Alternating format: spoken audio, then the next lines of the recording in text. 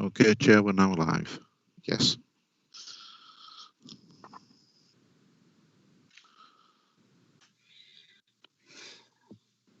Good afternoon, councillors, officers, members of the public and press. Welcome to this meeting of the 1st of October 2020 of Audit and Governance Committee. This meeting is a remote meeting being live streamed on the website and recorded. Hand over to Dave Cosgrove, Democratic Services team, to introduce the roll call. Thank you, Chairman. Thank you. Hello, members. Hello, everyone. We'll begin the meeting by way of a roll call of all those in attendance remotely, and may I request members to confirm they have a paper copy of the agenda and can both hear and see councillors in the meeting. So I believe we've received apologies from Councillor Buchan in advance of the meeting. Councillor Cassidy? Yes, I have everything. Thank you. Councillor Hall, the Chair, I know has his agenda papers and is present. Councillor Hamilton? Yep, I'm good to go, Dave. Thank you. Councillor Harrison? Yes, me too. Thank you. Councillor James?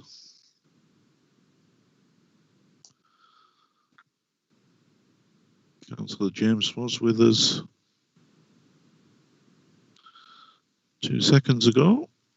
Appears to have gone. Okay. And I believe we've also got apologies from Councillor Loynes. If I go into our co-opting members, we got Claire Wilson online. You have. Hello, thank you, Claire. As Parish Councillor Littlefair with us? No. Our Parish Councillor O'Brien? No. Okay, that concludes the roll call. Are there any other members online that I haven't mentioned in the roll call? No, thank you.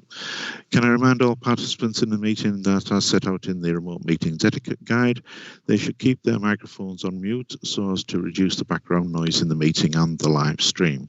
Can I also remind members that the voting process, as at all remote meetings, with any agenda items that require a vote, these will be undertaken by recorded vote. The vote will be taken by roll call, where each elected member will, when called, should unmute their microphone, state their vote, and then please mute afterwards. Okay, thank you, Chair. We've got apologies for absence recorded, so over to you. Thanks very much, Dave. Apologies for absence for the meeting. As I said, Chair, just the two stated in the roll call, Councillor Buchan and Councillor Loynes. Thank you very much. Receive any declarations of interest by members?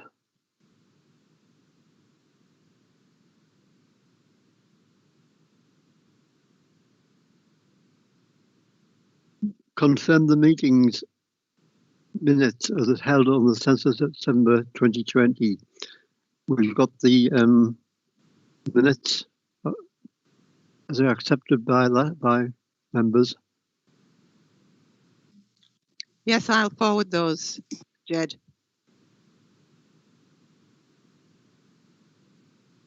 So we move on audit items 4.1 annual governance statement 1920.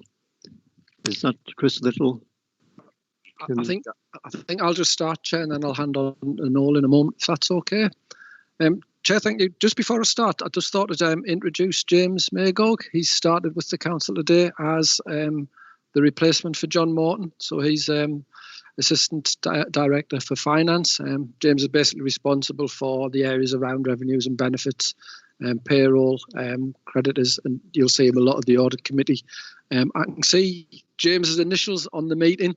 I don't know whether he's being camera shy and has his camera turned off, whether you'd like to turn your camera on, James, very quickly and just say hello to members and then they know your face, if that's okay, and then we'll move on to the reports, Chair. Thanks for that, Chris. Yeah, I'm very happy to be here, everyone, and looking forward to the challenge of working at Hartlepool and looking forward to meeting you all in person, hopefully in the not too distant future. Right, thanks, James. Thanks, Chair. Today is actually James's first day, so I thought I wouldn't drop a minute and get him to represent the reports. I think if we can move to the first item, Chair, 4.1, Noel was going to take you through this one, and then we're going to do a double act on the other reports.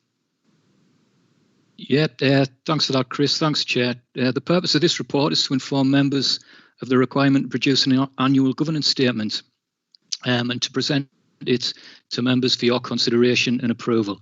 The covering report details why we produce the statement, who's responsible and contributes, and how it's compiled. The requirement for members to review and approve the statement, Chair, it's the culmination of the committee's work over the year, all the reports and some reports on the agenda today that the committee receives, builds up a picture of the governance arrangements in operation at the council. And the question for members is that picture accurately reflected in the statement? In terms of the statement itself, Chapter 3 on page 6 of the report, that gives an update on issues highlighted in last year's statement and the measures that we've taken, Chair, to mitigate those risks that were identified. Chapter 4 on page 8, that describes the council's governance framework in some detail. Chapter 5, that details how we review if the framework itself is effective and how it works. And Chapter 6, Chair, on page 16, that outlines the significant governance issues that we've identified over the course of this year. And I'll just quickly go through those for the benefit of members. The first one is the delivery of the council plan, the revised performance management framework and the medium-term financial strategy. The second one is managing corporate risk areas, obviously something that this committee is very interested in. The third one is the delivery of regeneration and capital programme on time and budget. The fourth one is all out elections leading to a potential lack of experience of knowledge and significant turnover of members. That one seems to be obviously a little bit in flux at the moment, but it's still something we expect to happen in the future. The fifth one is the implementation of the senior management structure review. And the sixth one, Chair, is around COVID. And although this hit at the back end of this particular financial year, it's still something that obviously we wanted to include to give members the assurance that it's being dealt with and it's being dealt with as we speak. What we've also done, Chair, is included the Better Governance Forum guidance for members on approving governance statements, and that's at the back of the report. And the recommendations of the report, Chair, is that members review and approve the 2019-20 annual governance statement.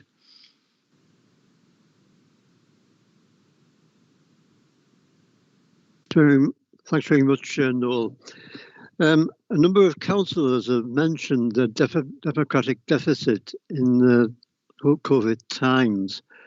Can you explain the role of the officers and councillors and committees on the role from COVID situation?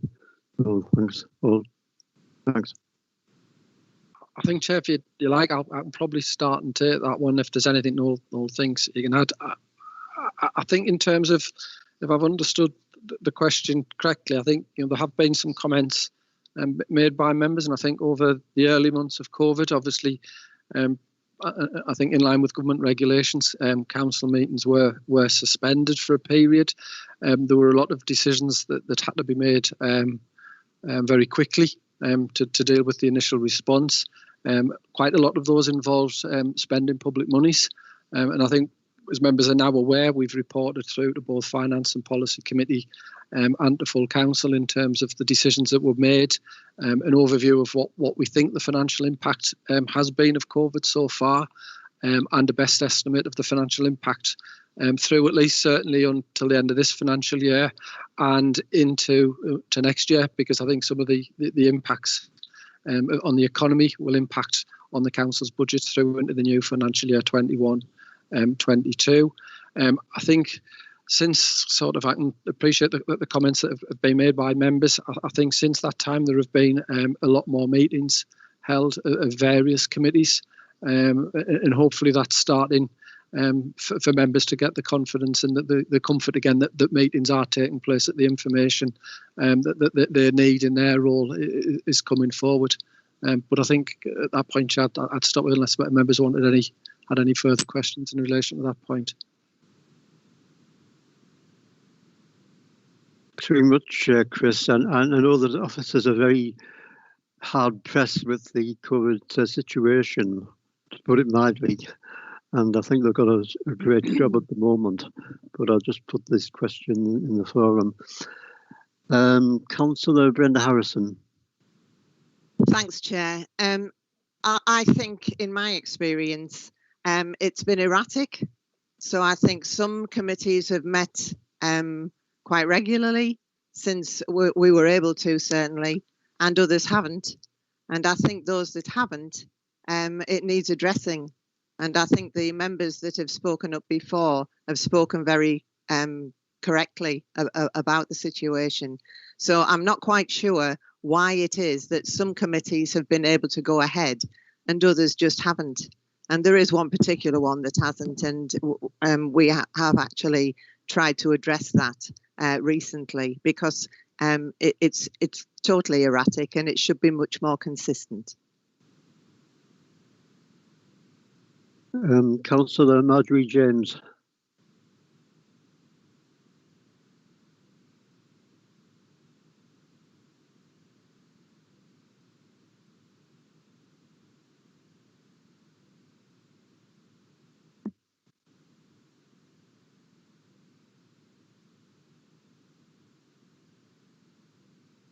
Chris, put your hand up. So, Chair, I think it was just in response to Councillor Harrison's comments. I'll certainly take those back to the Managing Director and the lead, and you've passed those comments on. And yes, I think they've been made in other places, but you're quite happy to take those comments back in the observation. Thank you. Councillor James seems to be frozen. Marjorie, are you there?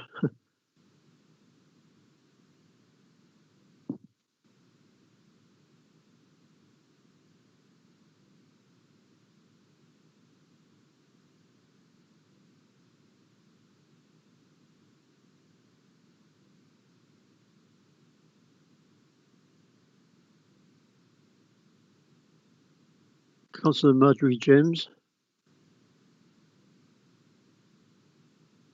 No.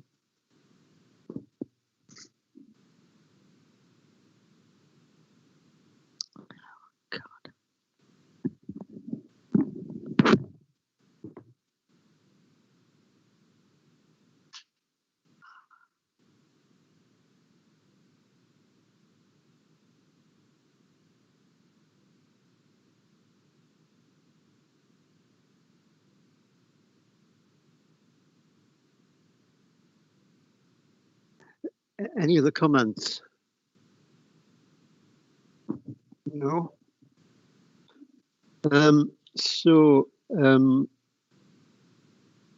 Recommendations to approve the attached annual governance statement. Are you okay with that, members?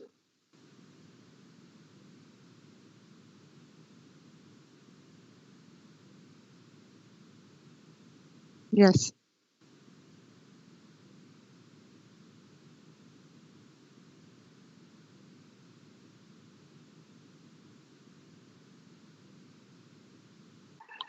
Role of the Chief Finance Officer, CFO, in public services organisations.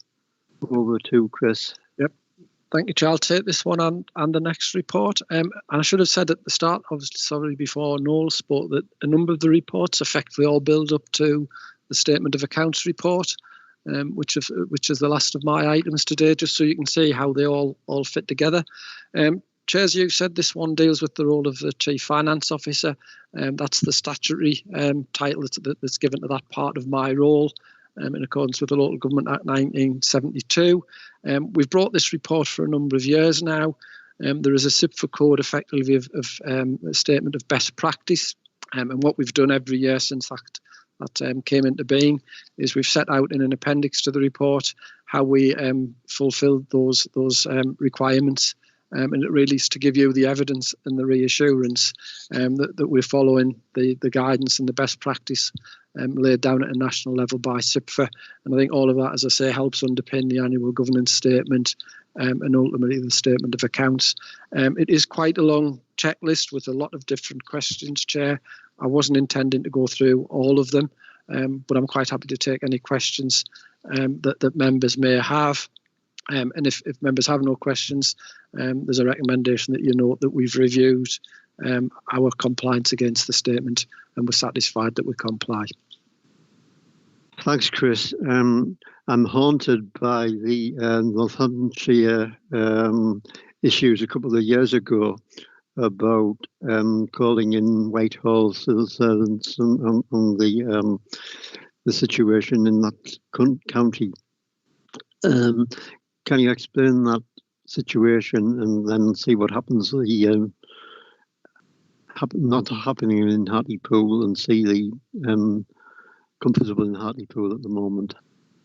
Yeah, I suppose that issue, Chair's really linked to the decisions that were probably made over a long time at Northamptonshire Council.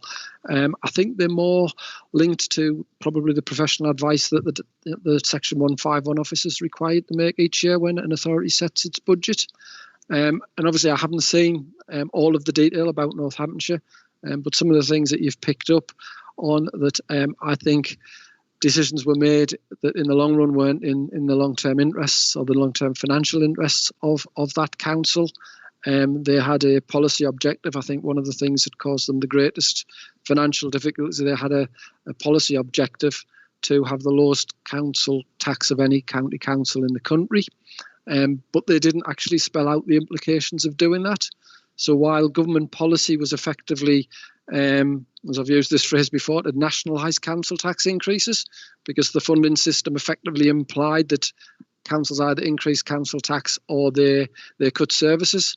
Northamptonshire were taking an approach where they weren't increasing council tax and they weren't sustaining the authority's resource base. But I don't think in the end they were taking due consideration of the impact that had on their recurring resources and therefore the services in the long run. I think that the reports that we bring to our members are very clear in relation to those issues. So we always set out very clearly the pros and cons of the various strategies that members are considering for the budget. I think we give members the information in as clear a way as we possibly can. And I'll also make the observation, if ever any members thought it wasn't clear enough, let us know, because I think local government finance is complicated. And sometimes when it's your day job, it's difficult to think, well, I understand it. I think I've put it across in a way that others will understand it. And I don't know till you tell me, Chris, you're still talking rubbish. I can't understand what you're saying. If you tell us, we'll have a go at setting it out that way. I think a lot of it's around that relationship between members and officers, and that ability to have the frank and open debate so that you understand the financial position and the financial consequences. I think we've done that well in Hartlepool, and I think we've got the evidence over the last probably 9 years at least of good audit reports, and as we come on to later on, thankfully we're going to continue that for the latest accounts. So I think as an overall framework, we've got something that works in place. Thanks very much. Brenda Harrison. Thanks, Chair. Yeah, you're dead right. It is complicated, and for mere mortals like us, or certainly like me, it is very difficult to follow. One of the things that you've done, Chris, to help that is to set it out, I think, as clearly as you can, which I think it is good to follow. The word you missed out is trust, because we have built up, I think, a trust with our officers, hopefully anyway. And I think that not that I think that you should be trusted and then go off and do what you like, but at the same time, there's always a communication, and there's always an opportunity to question and to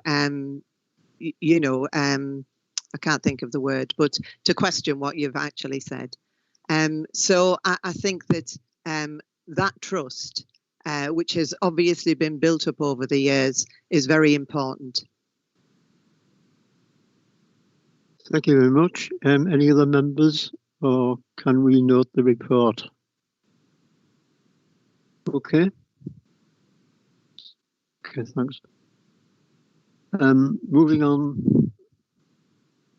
4.3, Role of the head of internal audit in local government. That would be over to Noel. I think I was going to do this one, Chair, just to keep everyone on their toes. But again, this report complements the previous one. Similarly, there is a SIPFA statement on effectively best practice for the role of the head of internal audit in local government. Again, we've adopted exactly the same approach as we did for the previous report. We've set out the requirements and set out how we comply. I think one of the key things, observations I make is it's about independence and trust. I think the word that Councillor Harrison's used. There is a role that Noel has as your head of internal audit and governance that actually is there to challenge my role as sort of a counterbalance. And I think that's something that we do effectively as well. And I think you've seen the evidence of that over the course of this year. Noel is quite free to report to this committee in his own right, and if things are going not as well as they could be in other areas of my department, he will report on me in exactly the same way as he would another director. And I think that's really good, and it's really healthy, and it's how it should be. And I think that all builds through to that, that word that you've used, I think, Brenda, which is an important one, of trust. But equally, it's another important word. I think it's the ability to challenge ourselves, and for members to challenge officers. And equally, for officers at time to give members the information back that effectively is a challenge as well. And it's a two-way process. So hopefully that helps you sort of a wider view of that report. And again, that one's there for you to note. Sorry, challenge was the word I was looking for there, Chris.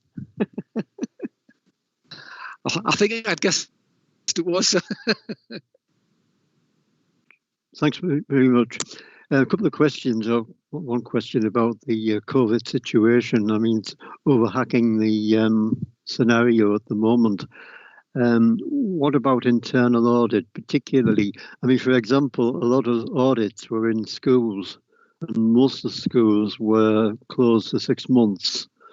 And also, a lot of officers were working at home rather than the civic centre and offices or whatever. Can you explain some of the ramifications of that 6 months? Yeah, do you want me to come in there, Chair? Funnily enough, the report that we've got about the change in the internal audit plan and the fact that we're going to ask you as a committee to review it and approve it actually covers a lot of those points. So I could cover it there, Chair, if you like, or I'm going into it now. Whichever. Yeah, no problem with that. We'll go on the next item. Yeah. So we look at the 4.3 is to review the statement head of audit and government and local government. Then we can accept that, and then we'll get some more information in 4.4. Okay. Yeah, thanks, Chair. I'll take the next two reports. The purpose of this report is to inform members of the outcome of audit work for 2019-20 and also provide my opinion on the control environment in operation at the Council over that period. And I think just to re-emphasise the point, this picks up on what Chris was saying earlier. This is my opinion in my name as your head of internal audit. It's not influenced or by anybody else, and that is independence of internal audit working in practice. So it's my opinion on all the areas, all the audits that we do over the course of the year, and I think that's very important to be able to give you that independent view to enable you to fulfil your role as a committee. So we've had a stable year, Chair, in terms of staff resources, and that's allowed us to complete a wide range of audits, and I've detailed those in Appendix A. And also over the course of the year, we've brought updates on those audits to the committee as well. Undertaking those audits has allowed me to give my annual opinion, and that's detailed in paragraph 4.2 of the report. And what I'll do, Chair, I'll just read that out just for the basis, just for the minutes. That is, based on the work that we've undertaken during the year 2019-20, I've reached the opinion that reliance can be placed on the adequacy and effectiveness of internal controls operating across the Council in 2019-20. Given the constant extent of change the Council continues to face, the reduction in resources and the ever-increasing diverse nature of the internal audit plan, this assurance opinion should be regarded as positive. The timing of the COVID-19 lockdown has had little effect on the opinion given for 2019-20, as the majority of our fundamental systems work was complete at that time. The impact of the lockdown and subsequent effect on council services will be greater moving forward into 2021, with the committee being kept fully up to date on any impact on the nature of risk facing the council and how internal audit proposes to deal with that. And again, Chair, just to pick up on comments that you've made and Councillor Harrison has made as well, we'll be reporting everything in relation to changes to risk and governance to the committee in coming meetings. Anything over the past 6 months where obviously the committee cycle wasn't operating as normal, we'll be updating the committee on those issues around governance areas that have an impact on members and on the role of the committee in coming meetings. The only thing I would add, our performance over the year, Chair, it's been in line with what we would expect, and I've detailed that in paragraph 6.1 of the report. The only thing, obviously, we would have liked to have brought this report in June, but obviously we couldn't because of the circumstances, and that's the only deadline that we've missed. And basically, Chair, the recommendation of the report is that members note the content therein.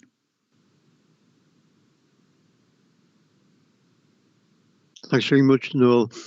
Just on Appendix A, it's about half a dozen limited rather than satisfactory on some of the items. Just highlight health and safety. I think it's ongoing health and safety in the council.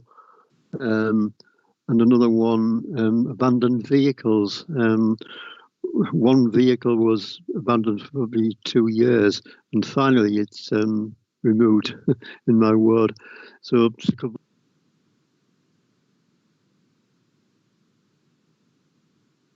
Sorry, Chair, would you like me to comment on those? I just lost you for a minute there. Health and safety, really. Yeah. It's an ongoing process, I think. Yeah, the health and safety, again, that was an audit that we reported to committee as part of our quarterly updates. The reason why that was limited, because at the time where we did that review, the main policy was basically out of date. So it didn't reflect current best practices as it should have. If the members can remember, and I think, again, this is a good example of the committee working really well, members requested that the Assistant Director come down to committee and give an update on the progress that was made around those issues over the course of the year. And that's what she did. And now we have up-to-date policies and procedures in place. So now we're going through a process, as you say, Chair, it's sort of a constant review, if you like, because it's such a high risk area. And now we're going through the process of making sure those policies have actually been implemented adequately across the departments. So I think that's a good example of where the process works. We've reported something to the audit committee where we didn't think we could give you the assurance that you needed. You, as a committee, have asked the responsible Assistant Director to come down to the committee and explain what's going to be done, and then had updates about that. And now, in relation to the policies around health and safety, that's satisfactory. So I think that's a good example of the committee working very well. Noel, I always ask this question every year about staff in the audit and governance department. Are you fully staffed, Noel, or not? We are, Chair. We're very lucky. As I've mentioned, we had a very stable team over the course of the year. I'm very lucky to have an excellent team of internal auditors, and we also have excellent support from senior management as well. So yeah, Chair, I'm very happy moving forward that's the case, as it has been for a number of years. Thanks very much. Claire Wilson on the hand up. No? Oh, thank you, Chair. Yes. Oh, right, okay. Just a quick question on Noel and the health and safety update. Presumably, you're fully up to date on the staff and members working from home then? and their health and safety policy? That is one of, and again, yeah, it's really interesting that you should mention that, because that is a risk that is obviously altered because of the current situation that we find ourselves in. Much greater risk, yes. Yeah, absolutely. So there's a number, and again, I'll maybe come on to this in a bit more detail, but there's a number of key risks that have changed from an audit perspective, in terms of giving you, as a committee, the assurance you need to fulfil your responsibilities.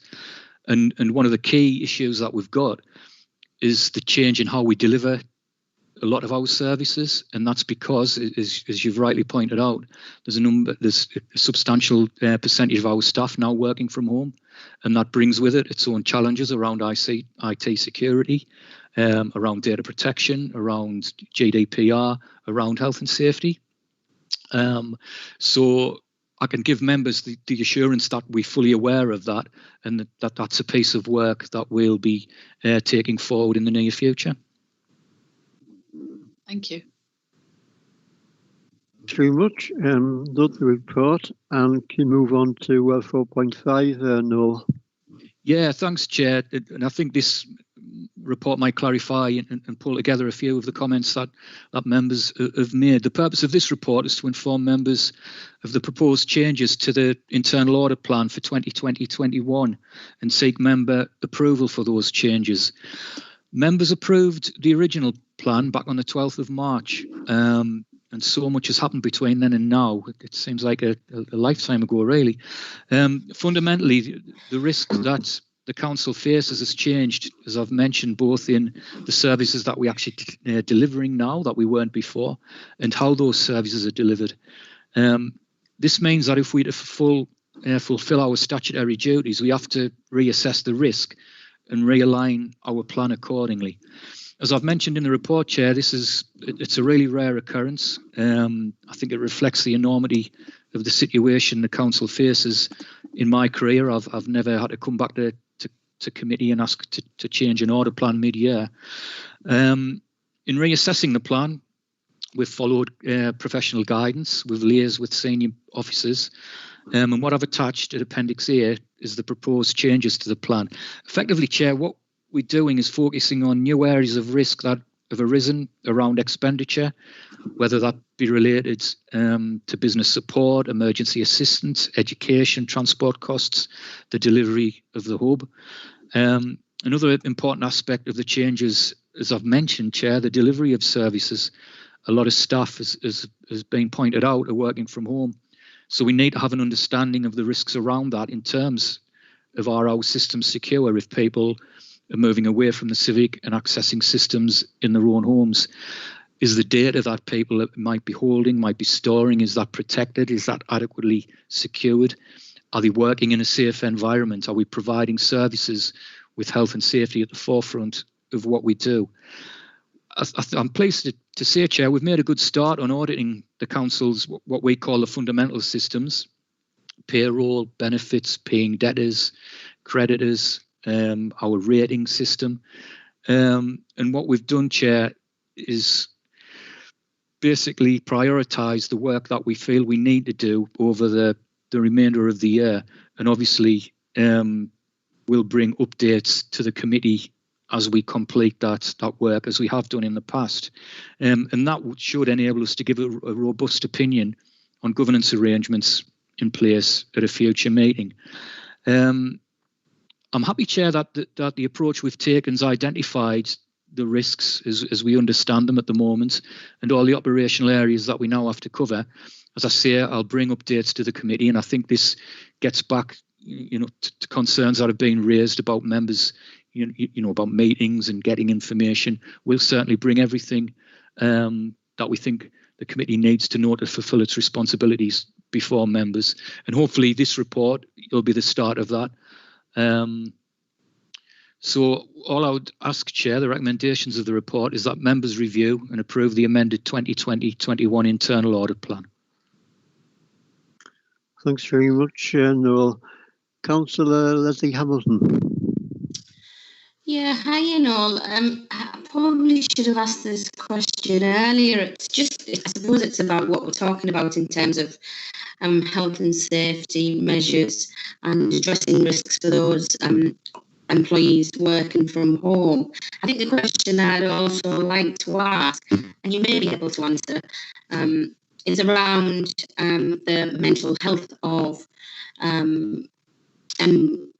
staff employees who are having to work from home. I know that some people manage quite well and working from a home environment, and it's great if that flexibility is there where they can actually stay at home to do their job or actually come to the civic as well.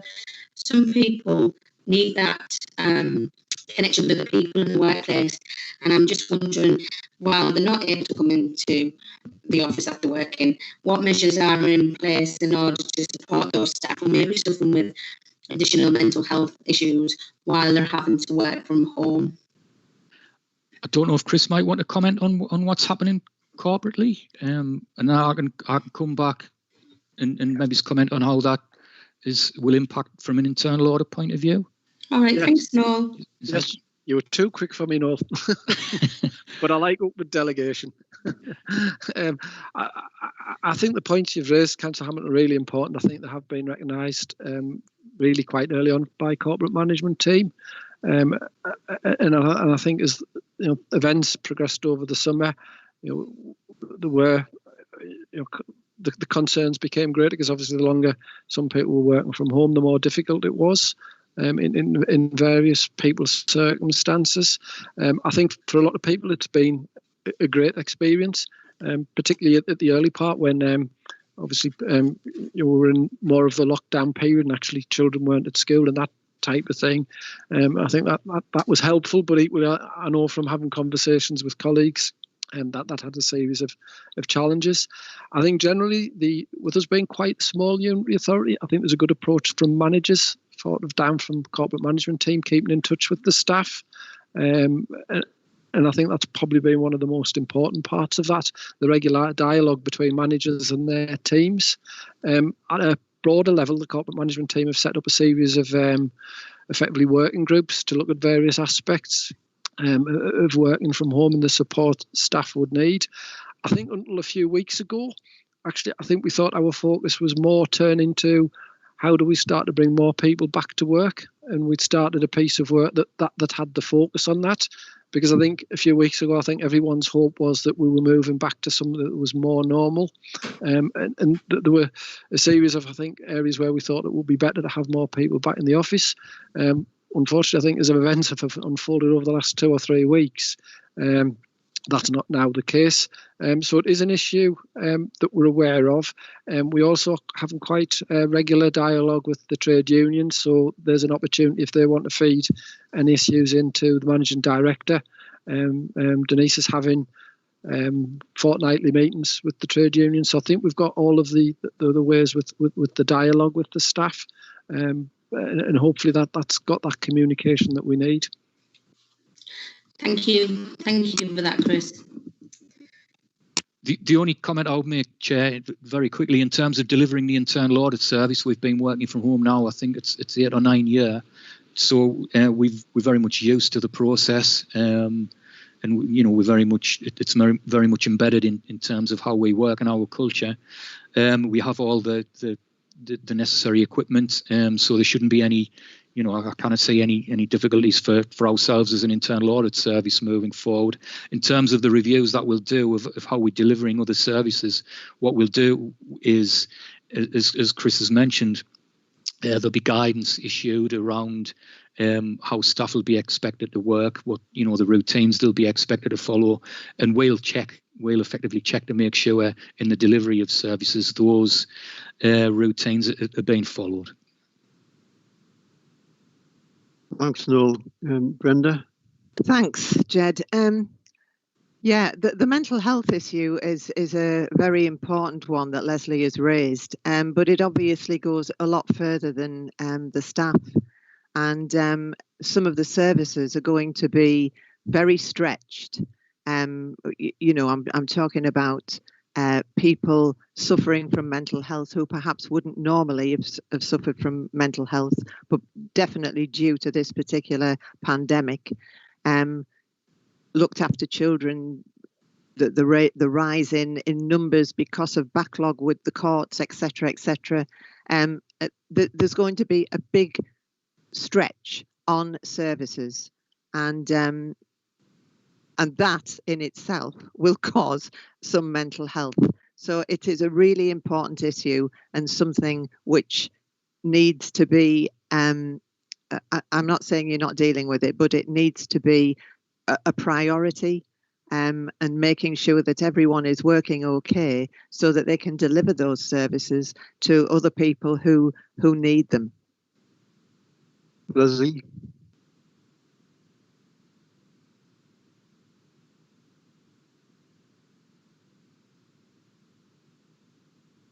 Sorry, Chair, I should have put my hand down. I apologise. Chris? Thanks, Chair. I think it was just in response to Councillor Harrison's comment. I think it was last week or possibly the week before, the Acting Director of Public Health did raise the issue of mental health at corporate management team, and I think his intention was to start developing some strategies to deal with that. I think in fairness to Craig, events have probably taken over him a little bit over the last 10 days or so. I think more as an observation for members, I think one of the things we've seen a little bit of regrettable evidence over the last week or so is I think at the start of COVID, the public were really supportive of council staff across a whole range of services, from those that were doing specific COVID support to just the support for the people going around emptying the bins. I think regrettably over the last few weeks, I think council staff are starting to be on the receiving end of some of people's frustrations of what's happening with COVID and the length of it going on, and some sort of negative comments coming back. So that's something as a corporate management team that we'll be clearly keeping a close watch on, because it is concerning.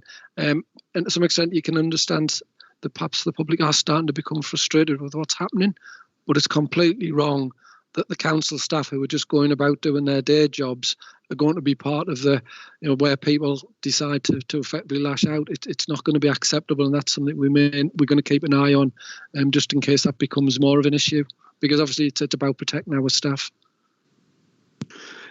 A lot of people approached me, Chris, about York Road and COVID-19 on the diversion of traffic. Can you explain that? I think all I can probably say on that, Chair, is we're aware that there have been a lot of comments, and I think if members wanted further information, I'd have to get Tony Hanson to come and speak to a future committee. I'm not going to profess to be an expert on what's going on with that scheme. So can we review and approve the amended 2021 internal audit plan? Marjorie has her hand up, Jed. Yes. Marjorie? Thank you, Chair. After it's taken me nearly 40 minutes to get into this meeting, I'd like to have some comments. I mean, I got bits of the meeting previously, and so I've actually missed a couple of my slots, so I will fit them in somewhere else.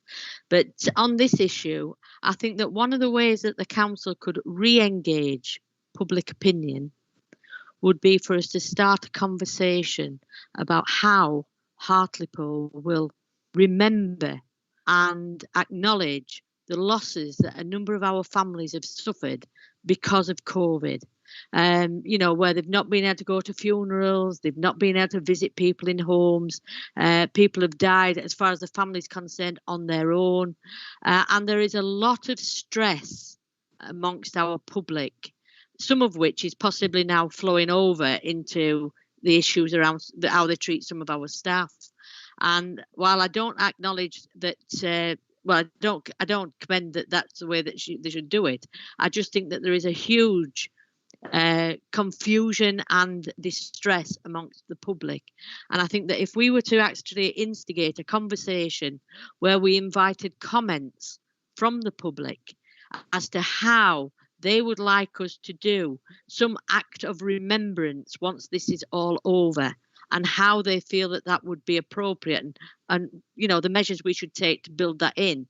I think that that would actually allow us an inroad to actually talk to some of those families and give them an invitation to come forward and voice the way that they feel, because I think that is just so important to them for their own mental health and their own children, etc., and rest of their extended family. They really need to be able to talk to someone about who they've lost, why they feel like they do, and I think that that would go a long way to alleviating some of the problems. Yeah, I'd agree completely, Marjorie, on your comments, and hopefully we can do something in the near future. Chris? I think, Chair, just to acknowledge that I'll take those comments back to the corporate management team. I think before Jill Alexander retired, she did start something, I think it was called Let Your Story Be Told. And I'll be honest with you, I can't remember where we've got to that, but I think there was an intention there, and I'll certainly pick up the comments that Councillor James has made with corporate management team from the committee. Could I make a further comment, Chair? Yes, Marjorie. Yeah, I mean, I did give some information to Jill quite early on in the process, which she embraced. And I believe she actually spoke to the Bishop of Durham, so that it could be a Durham-wide approach to remembrance, as a means of allowing people to push off the way that they feel, to actually put down that bag of regret that they're carrying, because it is going to actually make a lot of difference to how people approach their own future and how they move forward. So I'm quite happy that there has been a conversation, because I'm aware I spoke to Jill quite early on, and I would hope that at some point quite soon we could have some form of a report back, Chair, so that we can actually start that conversation with people in the town. Thanks very much, Marjorie. Can we move on to 4.6? Letters to charged with governance. Is Chris doing that? Yep, thank you, Chair. Before I go on to the accounts in a moment, this is part of the jigsaw puzzle of the accounts. And our external auditors, Mazars, require evidence to comply with international standards for auditing around certain specific information. Effectively, what we've done is set out a draft letter that you would sign as chair, as required to go to the auditors after today's meeting. It basically provides evidence in respect of 3 questions. The first question relates to questions about arrangements for preventing and detecting fraud. I'm referring to Appendix A. Apologies, members. The second question is around arrangements for complying with law and regulations and responsibilities. And the third question is about the appropriateness of the going concern assumption. And probably that has more meaning than any year for a number now, because of the financial impact of COVID on councils. And we've set out in the letter the evidence that we think satisfies those questions for Mazars. And Gavin's obviously had a sight of a copy of the draft, because it's part of the audit process. And really the report's there for members to note that the content as it feeds through to the accounts. And that's the next item on the agenda. Again, Chair, happy to take any questions members may have. Well, I've got 4 pages with my name on top of it. So a letter to Gavin Barker, Mazars. Any comments from Gavin on this item? No, Chair, we're quite satisfied with what you're disclosing to us in that letter. It's not inconsistent with any of our findings, so we're quite happy with that letter. Thank you. Okay, thanks very much indeed. Any comments from members? Just to agree the contents. And of course, we move on to 4.7, the financial report 1920. Over to Chris. Yep, thank you, Chair. I'll introduce this report. There's a point of the report I'll hand over to Gavin and Kath from Mazars, and then they'll probably hand back to me to finish the report, and then between us we'll take any questions members may have. We've set out in the background of the report that the the regulations for producing the accounts were relaxed this year. The deadline for producing the accounts was pushed back to the end of August. We took the decision internally that we would still try and produce the accounts early. Effectively, we've spent so many years closing them to an earlier deadline over the last 3 or 4 years. It's just helpful to get the work done. And it's also helpful that we know actually that the figures at the year end are what we thought they were going to be. So we finished the accounts by the end of June. It's taken a little bit longer to get through the audit process than in previous years. That's why we're here today. We did send members a draft copy of the accounts way back in July, at the start of July. As we've always done in the past. I think you would bring the draft accounts to committee, and we sent them out, and really it was there so you could read them if you were having any long dark nights under COVID and you needed something to do. You thought you might have wanted to read 100 odd pages of financial accounts, and it was the serious point. It was to give you the chance to ask us any questions while the audit was ongoing. We've set out in section 3 the basis for preparing the accounts, and basically there are 2 parts to that. We've just given a gentle update or a brief update that COVID has had a financial impact on the authority. As I've said earlier, we've fully reported that through now to F&P committee and also to full council. The accounts for last year weren't majorly impacted by COVID. The outturn was broadly where we thought it would be, and we were overspent on service-based expenditure. That wasn't a surprise at the year end. It's something we'd forecast and told members about. Equally, we had a plan to deal with that because there were underspends on non-departmental budgets. So that was the basis of the outturn. So there were no surprises in the outturn from the information that we'd reported through to members during the year. The audit completion report is effectively Mazar's report. I'll hand over to Gavin in a moment. I think one of the things that Gavin will talk you through is we're still awaiting some final information from the pension fund auditors. As things stand, we don't think those changes, or we're nearly 100% certain those changes won't have effectively a material accounting difference on the accounts. So the accounts are unlikely to need to be changed. If something happens that surprises us all, we'd have to come back to an audit committee with a revised set of accounts. But on the basis of the information we've got at the moment, that is a really remote prospect. So we're quite happy to proceed today for you to consider the report from Mazars and then to move on to finalise the recommendations and effectively, hopefully, to approve the statements today. And then that'll effectively put the 1920 financial year finally to bed, and the accounts can then be published on the council's website, etc. So at that point, I'll hand over to Gavin or Kath. I'm not quite sure which one's going to start with the audit completion report. Thanks, Chair. Thanks, Chris. It's myself who's going to go through the report this afternoon. So thank you, and good afternoon, everyone. And it does feel as though it's been a long time since we met. COVID's obviously had a big impact on things. The timetable's been extended. We're still well within the revised timetable, by the way, because Chris mentioned, I think, that the accounts could be produced up until the end of August, and you achieved the end of June.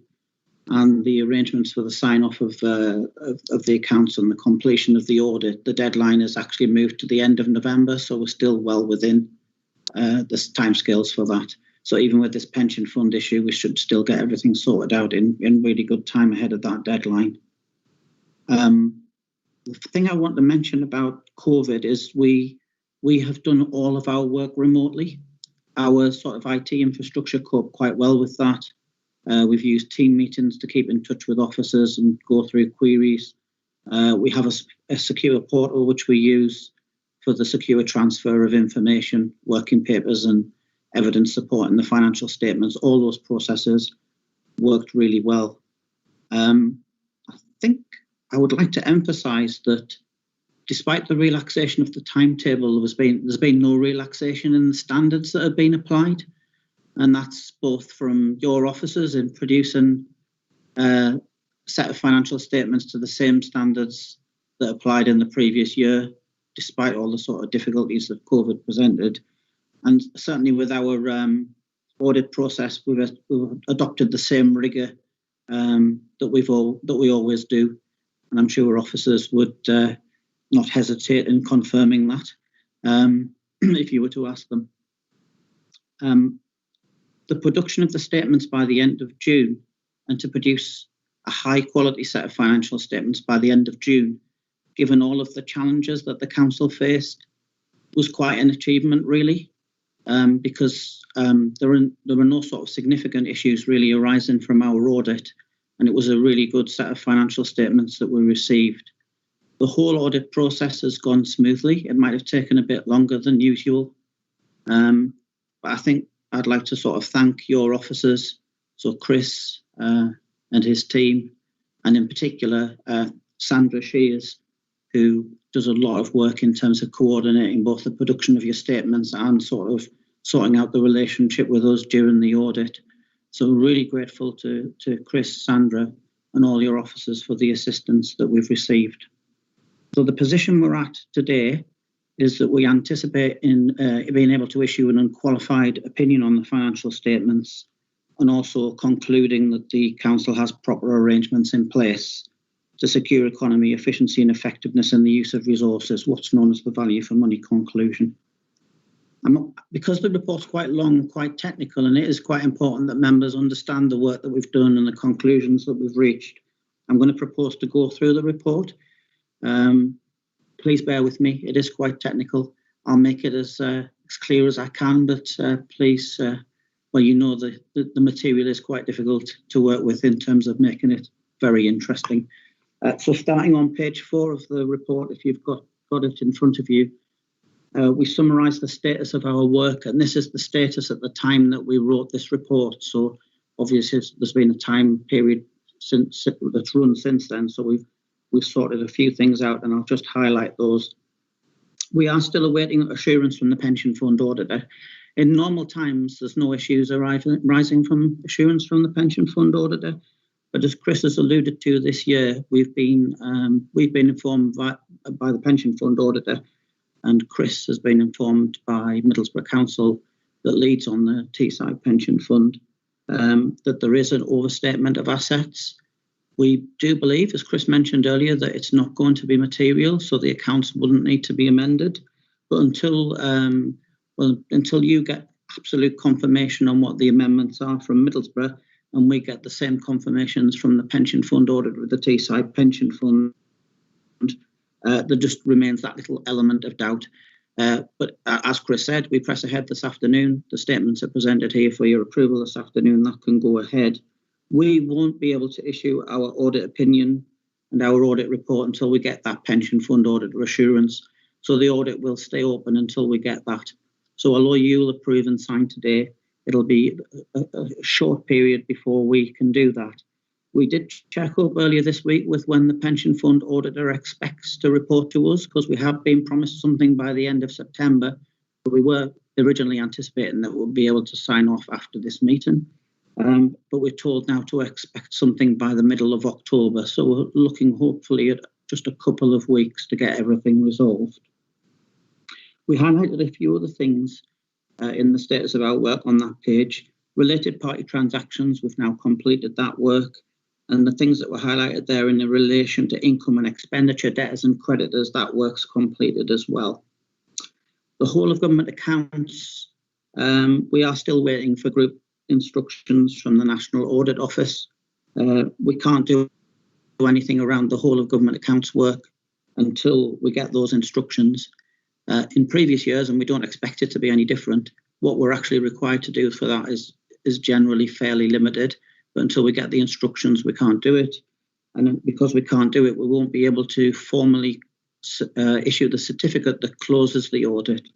And I'll mention a little bit about that later on as well. And the final thing that's mentioned there, our closing procedures. Those are the procedures that we have to go through right at the conclusion of the audit, right at the point that we're signing off. And clearly we won't be able to do those until we've got the pension fund auditor assurance in hopefully mid-October.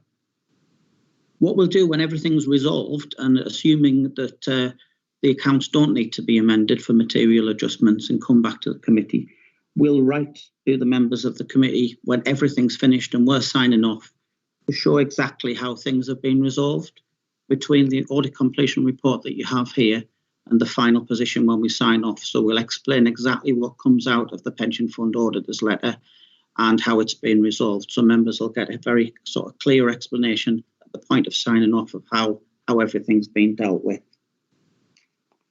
Just moving on to page 5, where we go through our work on the opinion that we give on the financial statements. Just take you through some of the key things around our work. We identify significant risks on every audit. Yours is no different. And the 3 significant risks that we identified on your audit, they're not unique to you. The significant risks that we identify on all of our audits. This is a risk, not in the terms that we expect a problem with your arrangements. It's risk in the sense that these are areas that the audit needs to focus on for some of the reasons that I'll mention as I go through them. So the first one is the management override of controls. And that's the risk that whatever the strength of the internal controls that you have in place within the council, and internal audit have sort of fed back their findings on reviewing that. Whatever the strength of those controls, management's always in this unique position where, should it choose to, it could override those controls, but we would expect checks and balances in place to prevent that. But we are sort of professionally sceptical. We do carry out detailed work to ensure there's been no management override of controls.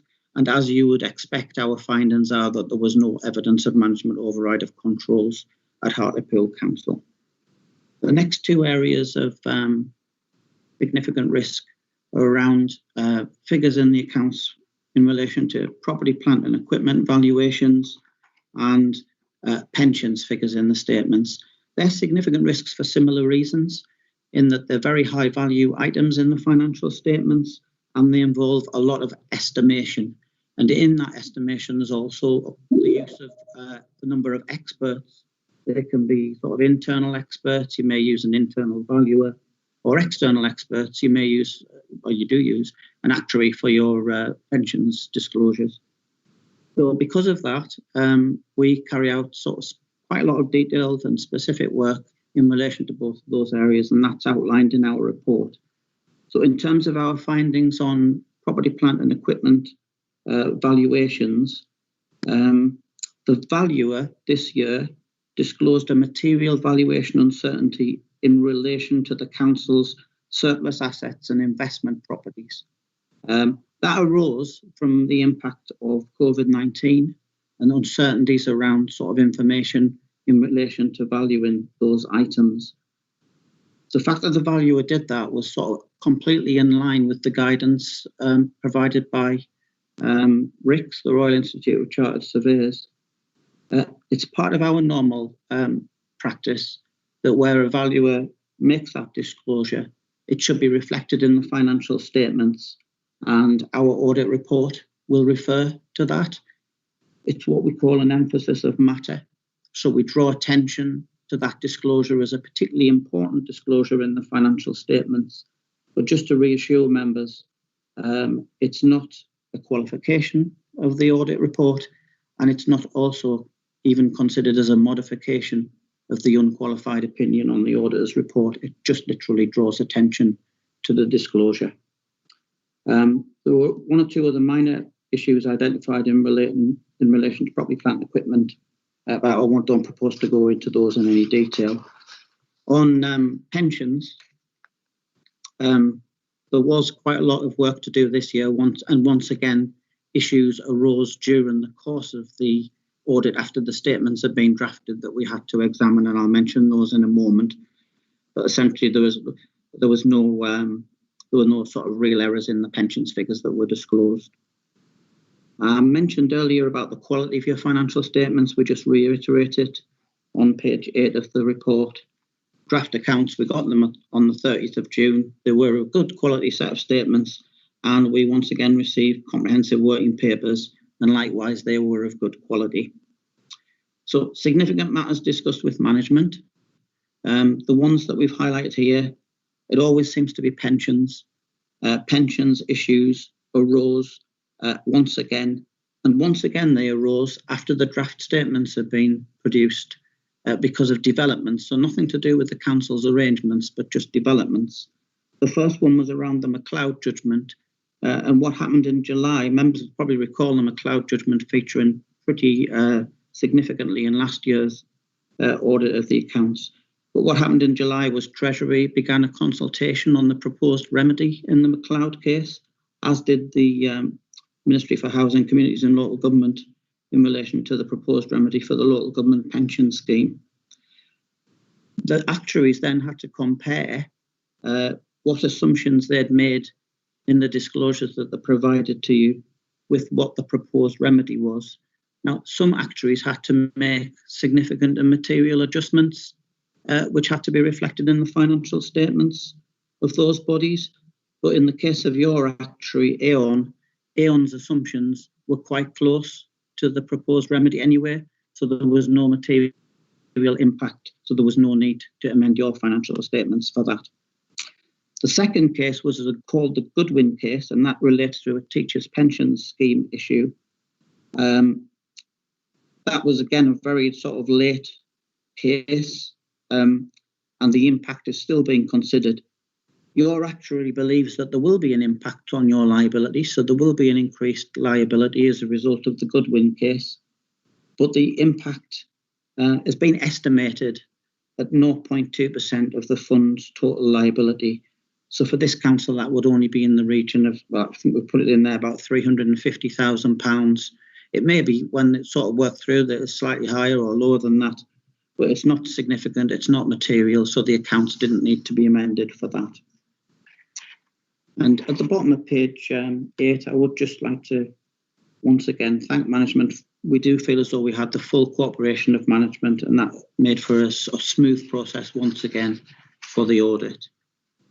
On page 9, we just highlight that we haven't had to exercise any of our audit powers, and we also haven't received any questions or objections from local electors. Page 10, moving on to a new section of our report.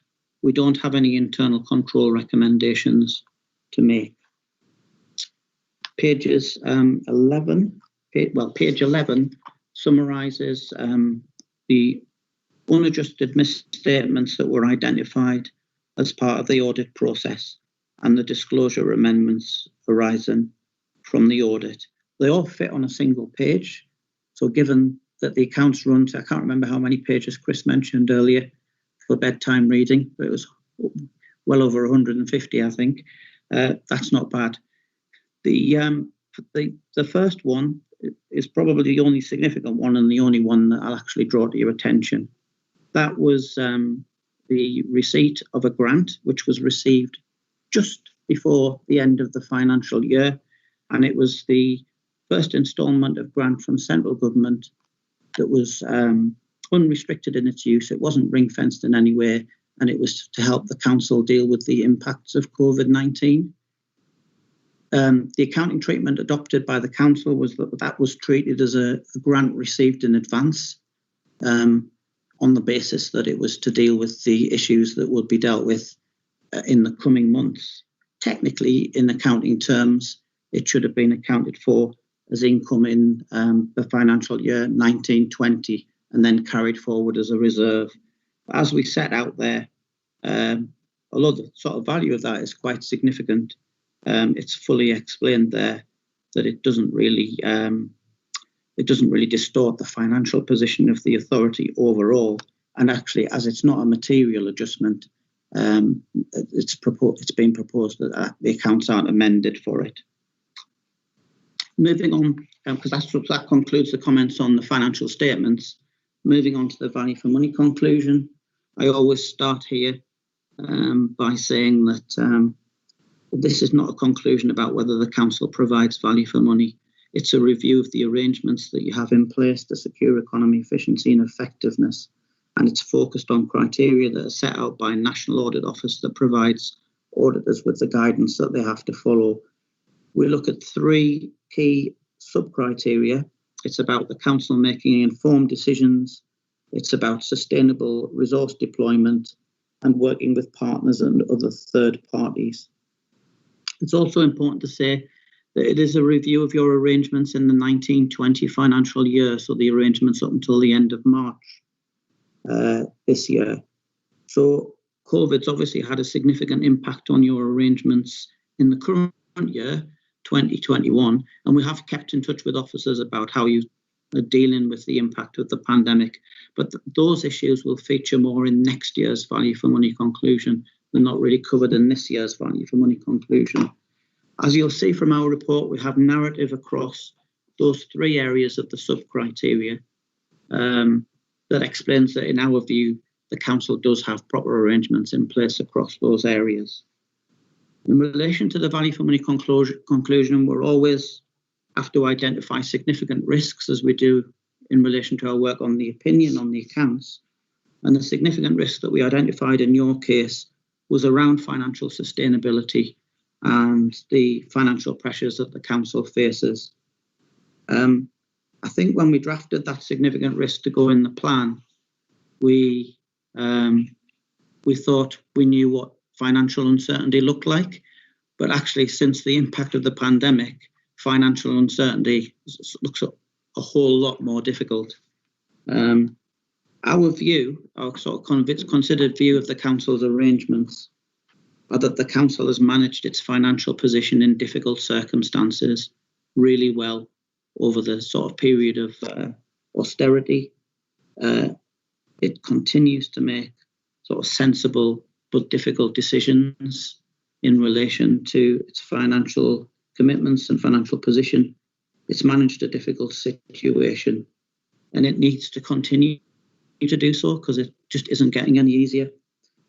And I think the greatest difficulty that the council faces, and this was the case last year, is just the uncertainty on future funding, just having an annual settlement, and things like a comprehensive spending review, fair funding review. These have been on the cards for a long time, but they haven't sort of been seen through yet. And they're on the cards again. And it's really important that there is some clarity for the council so that it can take a medium-term view, so that it can have a plan over several years rather than just going from one year to the next. So it's a very difficult environment to work in. And on top of that, there's been the COVID-19 impact. And the council and all councils are really at the centre of the response to this pandemic because they work so close to our communities.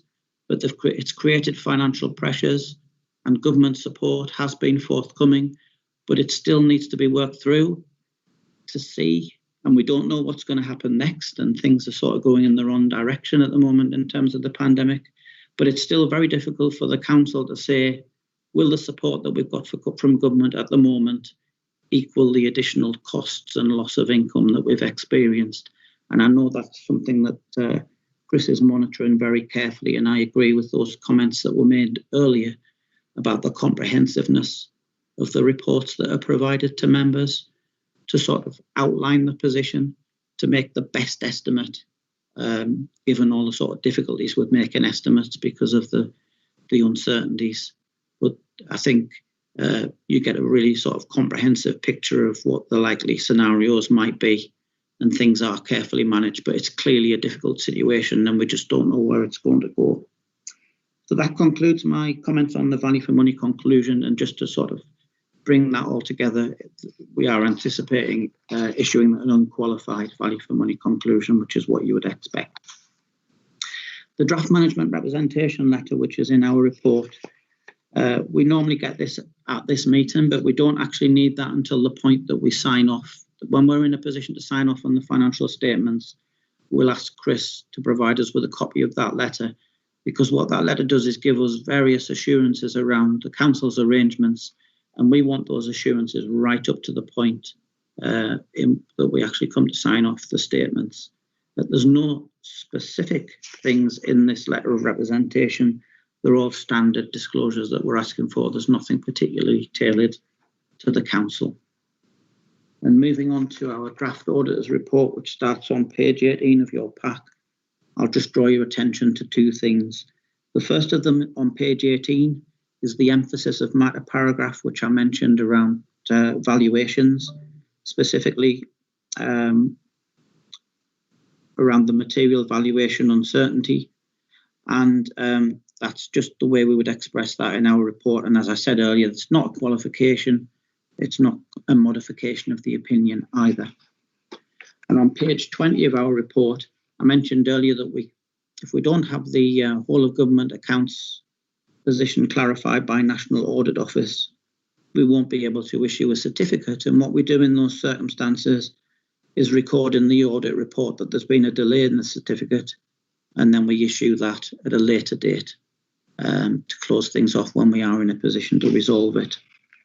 And finally, you'll be pleased to hear, Appendix C on page 21 records the situation regarding our independence. We do hold our independence and objectivity dear. We carry out specific assessments to ensure that we remain independent and objective, and we haven't identified any threats to our independence, and we do believe that we are independent of you and can report independently and objectively to you. So I'm sorry, members, that has taken some time to go through. I've tried to make it as interesting as possible, despite the limitations of my material. But if any members have any comments or any questions, I'll endeavour to help with them. So thank you. Thanks very much, Gavin. It's a mammoth task, and well done for the presentation to the members at the moment. A couple of comments about a couple of questions. I know that the Chancellor of the Exchequer has postponed the autumn statement at the moment. What's the effect from councils in the long-term plan for future years? Thanks, Chair. I don't know if that's more of a question for Chris, really, the implications for you of that. But clearly, financial clarity is really important. I sort of majored on that in my presentation. I'm sure Chris agrees that getting that financial certainty is really critical to the council being clear about its way forward. But maybe Chris would like to say something. Yeah, thanks, okay, Chris. Thanks, Gavin. Thanks. Yeah, I think just build on what Gavin said. It's the uncertainty. I think what we suspect and what we've reported through to members is that makes the long-term reforms of local government finance have now been pushed back a further 12 months. And they relate to a number of key areas. There's the fair funding review that we do hope recognises the greater needs of areas like Hartlepool and the rest of the North East in terms of pressure on spending and less ability to fund local services from council tax. That's now being put back effectively for a second time, and that won't see the light of day now until 22-23 financial year at the earliest. The other major concern is we have not yet got a permanent solution to funding adult social care. That's been kicked into the long grass probably for a decade now, if not longer. Again, continuing uncertainty over all of that. I think where we seem to be heading for is a one-year settlement for local government for the 21-22 financial year. I also think we'll not find out the figures till probably the week before Christmas, and that'll effectively give us around about 6 weeks to turn around and set a budget, which is a really difficult ask for officers and members. But we've been there before. I think that the one thing I think that we have done is we've prepared for that eventuality. We've taken a report through to Finance and Policy Committee, and that did get then referred to full council. So all members have the best information that we have at our fingertips at the moment. And as we always do, as things change and we get more information, we'll update members and keep everyone informed, so that when we come to make the decisions in January, February on the budget, we've given you as much information as early as possible. But it's not a way to run large, complex organisations, but it's where we are.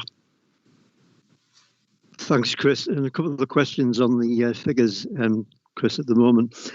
And the unused COVID-19 grant as a reserve now, is that possible to return to the federal government or in the Hartlepool reserves? Can you explain that? I think that's probably the bit I need to refer members back to in the report. So if I take members to section 5, Gavin talked about the 3 areas that he's identified in his audit completion report that we've agreed to disagree on, as it were, but Gavin's satisfied that we're not going to change those items. In terms of the government grant, I don't see any risk in that money being returned to the government. The government provided that as a Section 31 grant. It doesn't come with any strings attached, other than the government said there were no strings attached, but the reporting requirements around it are quite onerous. They did recommend, as part of that process, it would be helpful if you got your internal auditors to review your claim. So we've taken that hint, and the accountants are producing the evidence to support that. I'm confident that we are incurring the expenditure and we can evidence the income losses. The money we've received from the government, as we've reported to members, isn't sufficient at the moment. We're still about 2.9 million short was the last estimate we did. Since then, there has been some changes, and there'll continue to be changes. We're still working through some of the more recent announcements from government. The plan will be reporting to Finance and Policy Committee in November, when we've worked everything through. But there is no risk at the moment of that grant being returned and clawed back to government, and I'm more than satisfied that we have the evidence to support the money we've got. If anything, we've got the evidence to support a greater amount, but that's been pushed at the national level by the Local Government Association. Chris, I'm zooming into the balance sheet at the moment, page 19. Can you explain the short-term investments? It was 33 million last year, down to 5 million. Can you explain? I think that mentioned that about valuations. Can you explain that? I think, Chair, obviously, as you'll understand, that the balance sheet is just a snapshot on a particular day. And the 31st of March, the end of 31st of March 2019, as you've pointed out, we had £33 million worth of short-term investments. That had reduced at the end of 31st of March 2020. Part of that will be because if you look at the bottom part of the balance sheet, we have used up council reserves. So you can see probably the biggest reduction is the budget support fund has reduced from just over 10 million to 5 million. And that was part of our budget plan. So obviously, if we've spent that £5 million, we no longer have that cash, and that accounts for part of the large reduction in the short-term investments. The balance of it will just be cash flows. Our cash flows can just change between financial year ends. There is nothing particularly to worry about. I think the reason I can give you that reassurance is, from reports that we take through to members, that we keep a very close eye on our major income streams. So that's basically the income that we receive from council tax and business rates. And our collection rates between the 31st of March 19, 31st of March 2020 were broadly stable. We were collecting high levels. So there wasn't a particular issue to worry about. So I have no concerns around that figure, Chair. There's nothing underlying it. The other part that you need to look at, if you look a little bit further down in the balance sheet, our cash and cash equivalents had actually gone up from 5 million to just under 17 million. So that accounts for a switch. They were just held in a different form at the end of the financial year. So again, that's further reassurance that there's not a problem on that. The only thing that sort of isn't a worry, it's just a fact, is obviously we're starting to use up the council's reserves, and we flagged that clearly to members that that's not a sustainable position. Prior to COVID, our plan had been to reduce reliance on reserves for ongoing services. The budget we set for the current year had done that, and then COVID came along. And as you've seen from the report I've brought forward for next year's budget, it's likely we'll use more reserves next year than we'd originally planned. But it feels the right thing to do given the circumstances that we face as a council. And as I think one last point, as Gavin has sort of alluded to, it's about the council having a plan over a number of years rather than just a one-year plan. To effectively, COVID is hopefully a once-in-a-generation financial impact on councils, and it makes sense that we'll recover from that over a 2 or 3 year period rather than try and recover all of that in one single year. So hopefully that gives you the reassurance, Chair, that there's not anything to be concerned Thanks very about. much, Chris. Comprehensive report. Thank you very much. Leslie? Oh, hang on. Where am I? Can you hear me?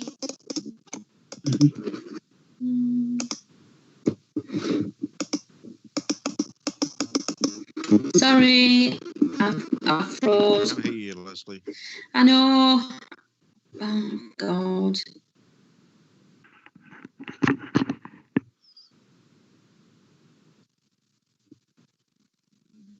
Can you hear me now? Yeah. Hello, hello. Can you hear me? Yes. You can? Yeah. Right, okay. I think it's just a couple of things, really. I just wanted to ask about, there was a discussion today in Parliament, and obviously Hartlepool is included in areas where there's going to be further lockdown, and we don't know how long that's going to be for.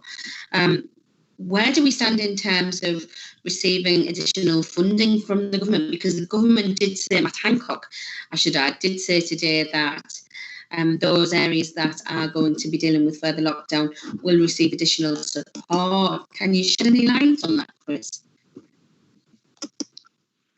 I think Mr. Hancock said a lot today. He did, you're right.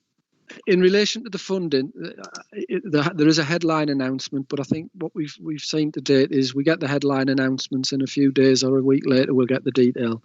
It appears from the headline announcement and from what we know has happened for colleagues in the more north of the region, the LA7, so the Durham, Sunderland, etc., that the council will receive some additional funding.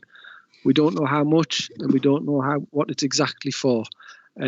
We're obviously trying this afternoon to find out further details.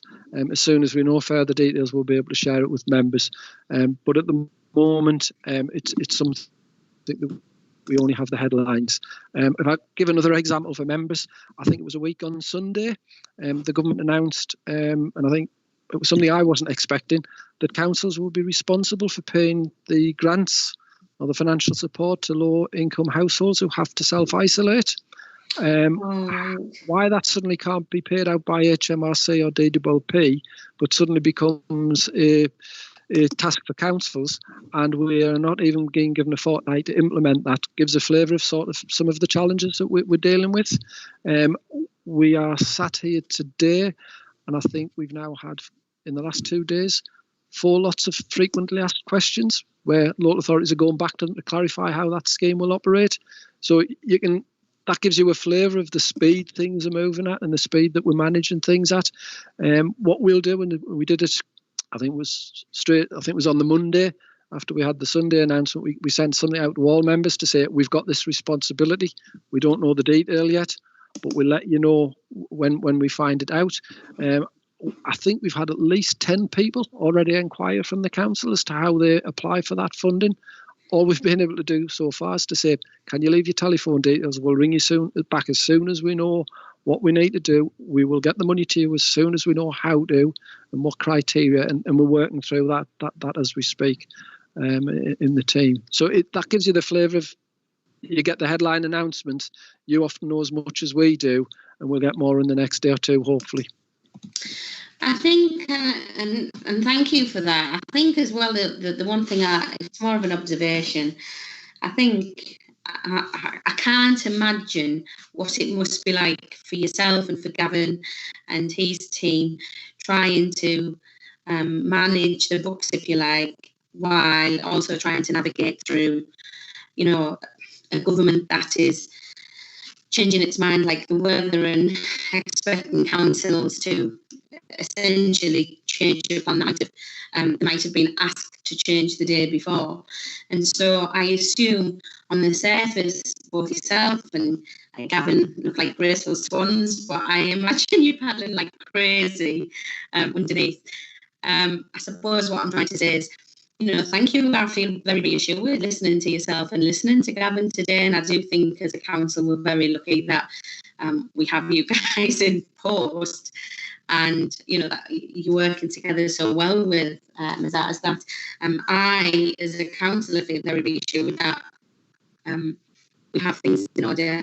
And I hope that is in turn shared by the councillors and people who might be watching this meeting today. So thank you so much. Thanks, Chair. May I just sort of comment on that? I've never been compared to a graceful swan before, and I've got to respond and just say thank you. I'll say obviously, we're not political. The country faces a national crisis. It's difficult for everybody. We can only look at how the council's responding in the difficult circumstances. And from my perspective, Chris manages it really carefully and really well. Yeah, thank you. Councillor Buchanan. Thank you, Chair. Chris, this payment from the government, I'm curious. I told someone I was on a low wage, they're on minimum wage, about the payment, and this lady's had to self-isolate because her son is being diagnosed with COVID. When she rung up the council, she'll have lost 2 weeks' wages. She was told she had to be on benefit to receive it. So she's been told she'll get nothing, and she's lost 2 weeks' wages at work. Right. I'm going to struggle to answer this question because I think, as I've alluded to, we're still working through with the guidance from the government. So I'll have to follow that up to see what communications we have had, because I honestly can't answer that question. I think some of the comments that members have made, it's a team behind me. There's a lot of people working very hard on this. This is one that the team are working on my behalf. They haven't yet briefed me because, in fairness, there's a lot going on. But I take your comments on board. Just for members' clarity, the payment is basically for people who have to self-isolate. They have to have been told to self-isolate by the NHS Test and Trace service. We flagged the question up yesterday at the government that some people may be asked by our own staff to self-isolate because we've done local test and tracing, but they haven't got the relevant test and trace reference number, and that's one of the criteria to qualify. So there's a whole series of issues that we're working through because this has been developed at such a speed by government. And I can probably see why local authorities are now in the line to deal with it, because we're now going to be dealing with the public with an expectation that the government have made a headline announcement of £500 support, and the councils are having to pay that money out. Because one of the points I would make is for some people, that payment will be subject to tax. And the worry is that when the people receive the payment, they won't realise that later in the year we'll have notified the taxman that they've received that £500. We are going to inform people at the time that they may be liable for tax, but we aren't their financial advisors. We don't know all of their affairs, and it's a worry that it puts councils in a difficult reputational place, because if we've paid them the money, they'll think, well, that's money to spend. But I can imagine over the next week till we've got this all up and running, members may get more questions, and if you do, just let us know and we'll try and deal with them. And I'm sorry I can't be any clearer on it, but it illustrates how uncertain the position is. But if you had the lady's name and wanted to give it, obviously, to come back to me, Councillor Buchan, offline, I can look into it, but obviously I wouldn't want you to give me the... No, I won't do that, but thanks for that. If you want to drop me a line, I certainly can check it with the team. I'll contact the lady. Thank you. Leslie, do you want to come in?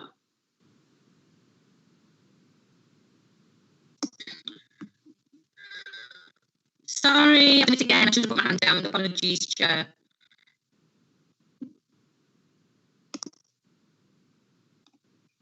Apologies, Chair. I should put my hand down and I didn't. Marjorie? Thank you, Chair. I just wanted to go back to the information that Chris has just provided.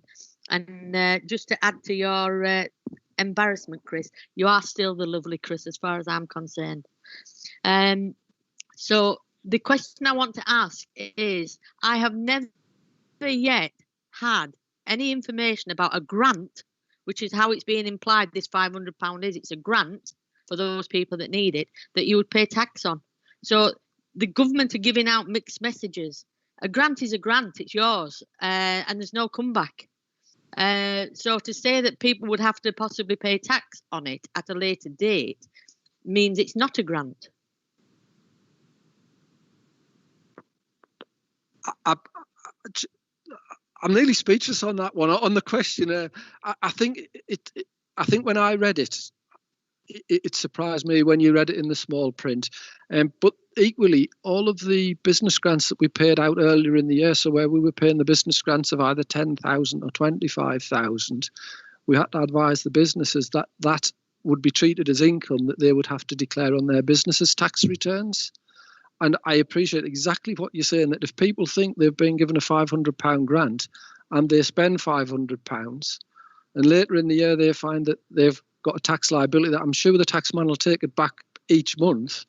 But for someone who's on a low income and budgeting over the course of a year, losing £100 later in the year is going to be a challenge. And you know, if they budgeted carefully and suddenly they find, well, hang on, I'm not getting quite as much as I thought each month. For some people, that will make a difference. And I think that's why we're going to make sure when we make the payments that we do advise people that that's something that they need to be aware of. Because one of the things that the council is required to do is report back to the government the individuals that we've paid the grant to, and then they'll pass that information on to HMRC. And that's just the system we have to comply with. Thanks. The recommendations on 4.7, 5 entries, consider and approve on page 4 and 5. Can members approve those recommendations? Okay. Thanks.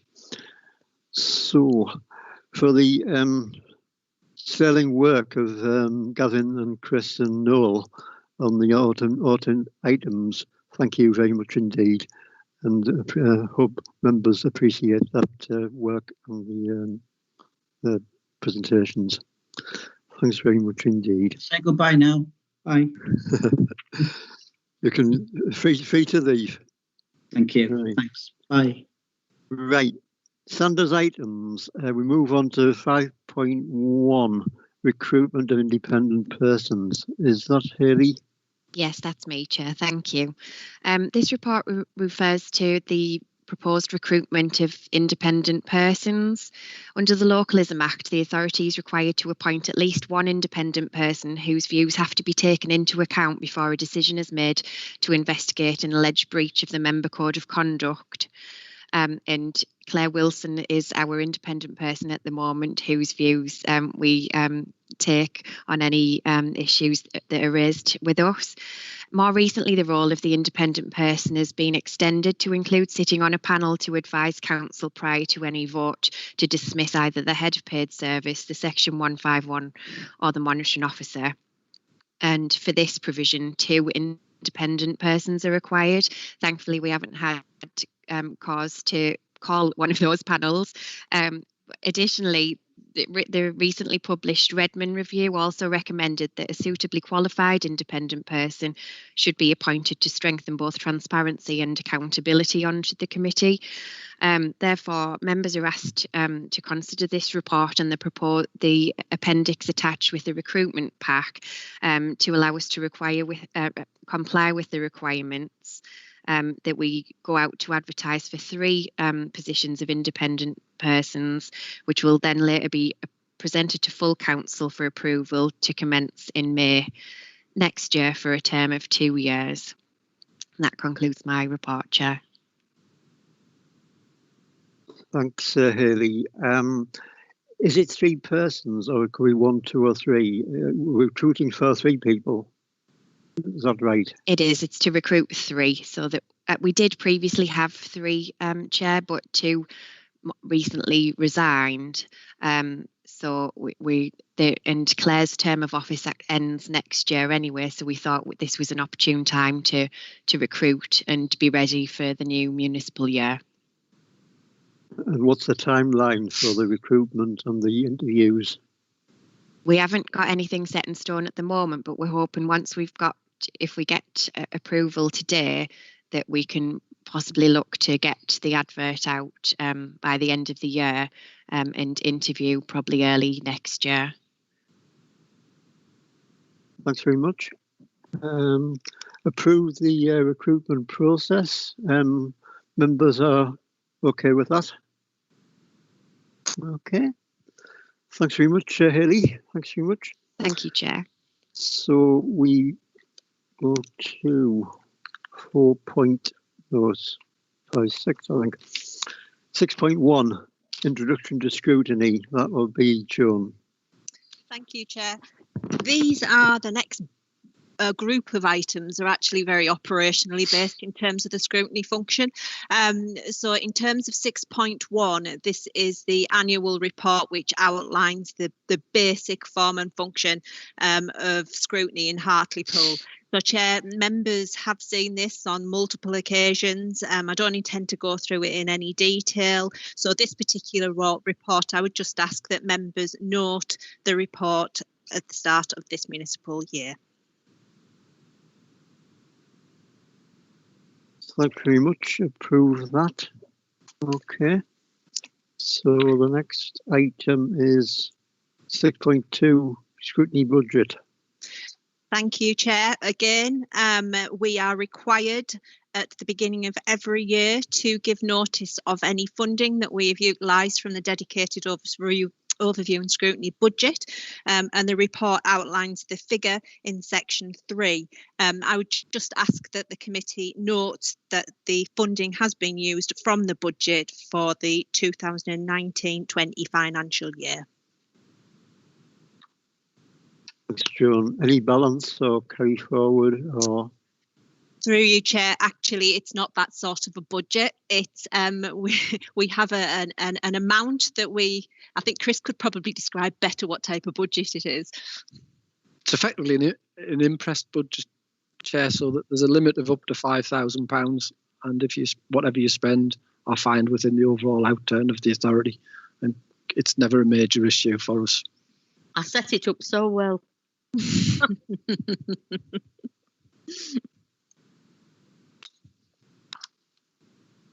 Thank you, Chair. Moving on to the appointment of committees. As members will be aware, the appointments carried over this year as a result of the issues in relation to COVID-19. We did, however, have an outstanding vacancy on the Durham, Darlington, Teesside, Hambleton, Richmond and Whitby STP Joint Health Scrutiny Committee, and I took a very long breath before I started with that. So what I would just like is to see if we have any member that would be interested in filling that vacant position. As outlined in section 2.7 of the report, it details that the appointments that we've already got in place, but that we would be looking for one additional member that on a proportional basis would come from the Socialist Labour group. So it's just to see if we have any members that might be interested. Very good, Sean. I think that committee would be longest name in England, I think. Never mind. We've got Marjorie and Brenda. Marjorie. Yeah, can I say, as the representative of the Socialist Labour group on the council and on this committee, it would not be practical for me to take that position, much as I might want to, because I don't have my own transport, and it would be very, very difficult to attend meetings. So I would forego that and allow anyone else that wants to stand for it, Chair. Thanks, Marjorie. Brenda? This is just a question. Who is the Councillor Hall alluded to in 2.7? That is the chair. From here, from Hartlepool. Jed. Jed. So why is he Labour? Oh, sorry. I don't know. That's an error in the report. Right. Apologies for that. I just thought It's a it very might be a good different question there, Brenda. Thank you, Jed. I just thought you'd done something that I didn't know about. No. My sincere apologies. I should have proofread that better. Refill the vacancy or not? No. Through you, Chair, if we will just continue to carry that vacancy for this for the coming time. The likelihood of these meetings, we haven't been notified of anyone to be convened shortly because obviously the COVID issue has had an impact on the STP process as well. So as and when that starts to roll into action again, I suspect those meetings will start. We'll defer that. Okay. Oh, sorry. Can I? Brenda? Yeah, thanks, Jed. Can I just say it is the longest name of a committee in Christendom, and also I have to say I find it extremely confusing. We're already on a joint health scrutiny committee from within our area, and then this is another one which includes our area. It just seems to me that nothing to do with here, but the actual process and organisation of these various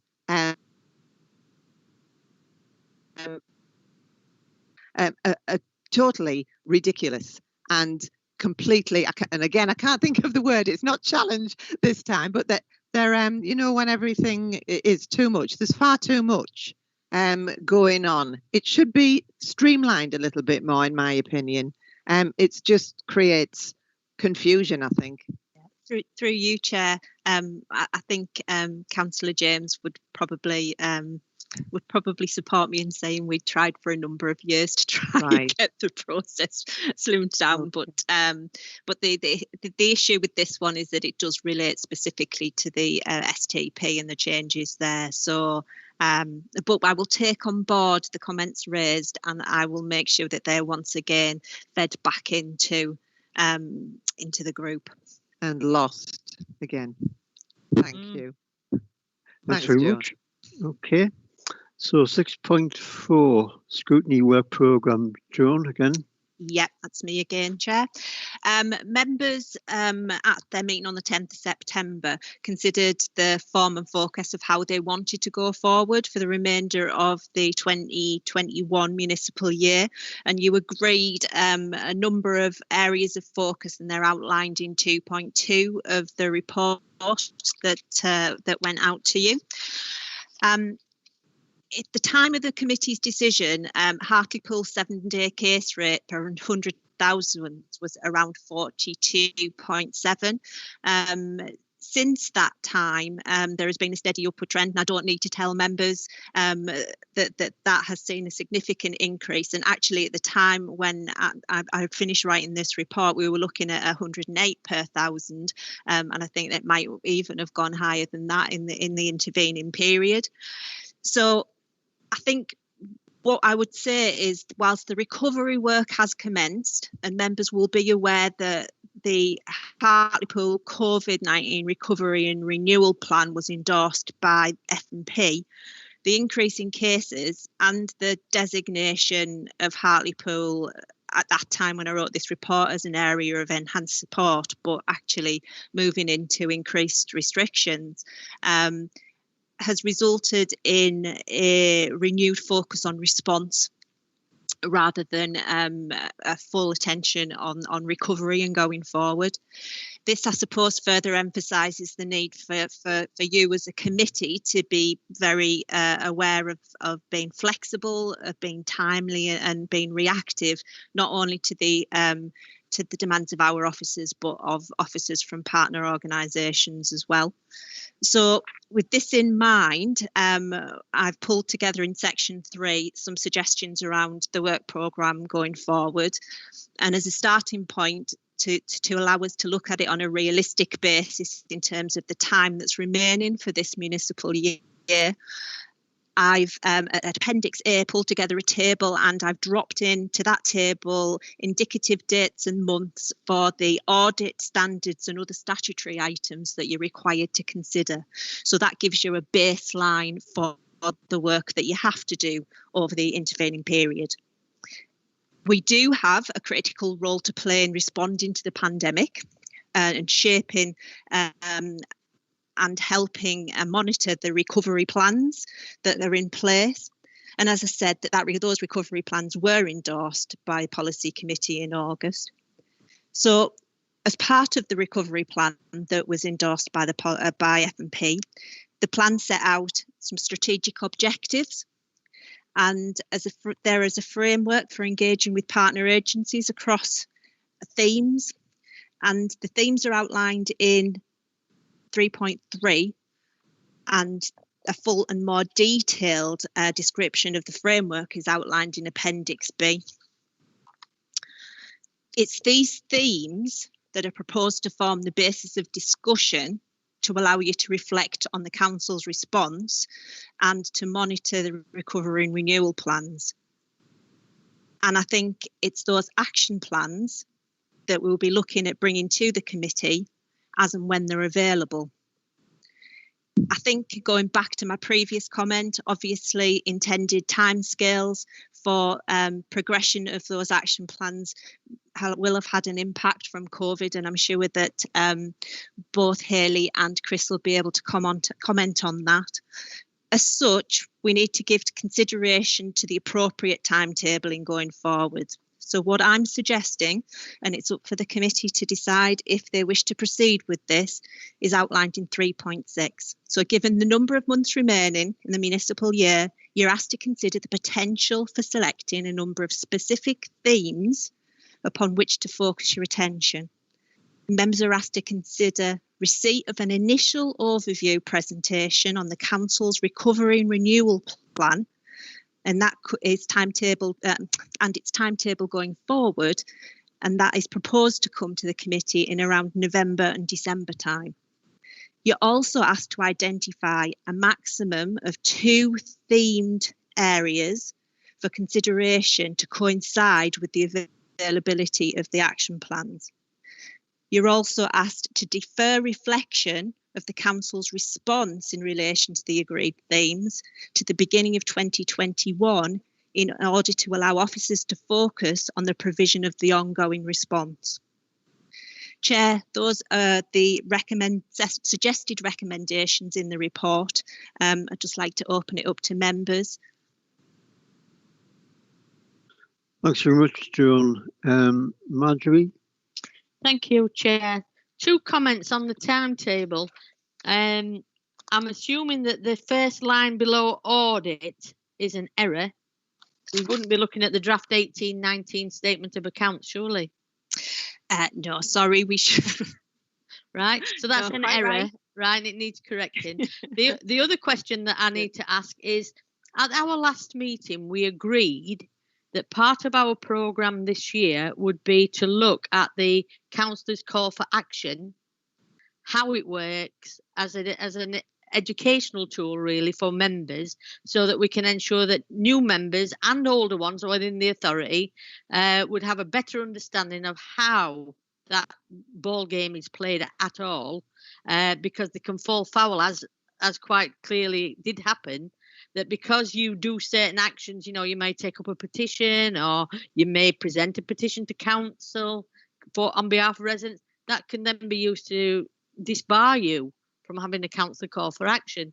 So we need to have that learning, but I can't exactly work out whether it's under the ASB investigation or whether it's just not there at all. Through you, Chair, can I come in on that?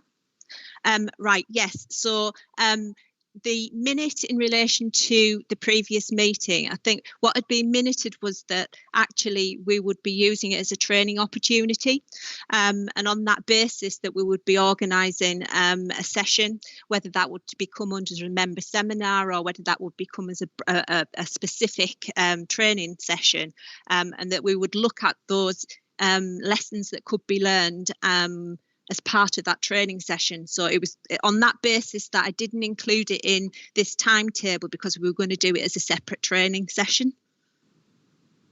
Can I just come back on that, Chair? Yeah. Through. Yeah. Right. Can I just say I don't have any problem with that, Joan, in principle. Okay. But when you say we could have a seminar on this, would that be just for the Audit and Governance Committee? Because I think what we were expressing at last meeting was that we feel that we need to get our head around how it works before we then present the workings of it to a wider audience of members, so that we can make sure that what is ultimately presented is workable for members and for members of the public. Through you, Chair, I think the intention was that it would be specifically for the Audit and Governance Committee. So potentially the use of the term seminar was a little bit over-enthusiastic on my part. Just a comment. I think over several years we've got very few councillors for call of action at the moment. Very few. So I think it'd be positive to look at the outcome of notifications of the CCFA. Yeah. Okay. Any other comments? Brenda? Thanks, Jed. Yeah, I'd never heard of it before until I was brought to the last meeting. So I think Marjorie's dead right. And, you know, to have made the suggestions she did at the time even, that we do need some training on it, and we just need to know what it's about. And that would be very helpful. Okay, we've proved that. Through you, Chair, so looking at the recommendations in the report, so we're happy that the committee will receive an overview presentation on the recovery plan in October or November time. Sorry, November or December time. But what I would be looking for is members to identify 2 themes, work themes out of the list at 3.3, so that we could focus activity for the remainder of the year. So do any members have any particular preference of areas which they would like to look at? Comments? Yeah, No? I'll put my hand up. Sorry. Leslie.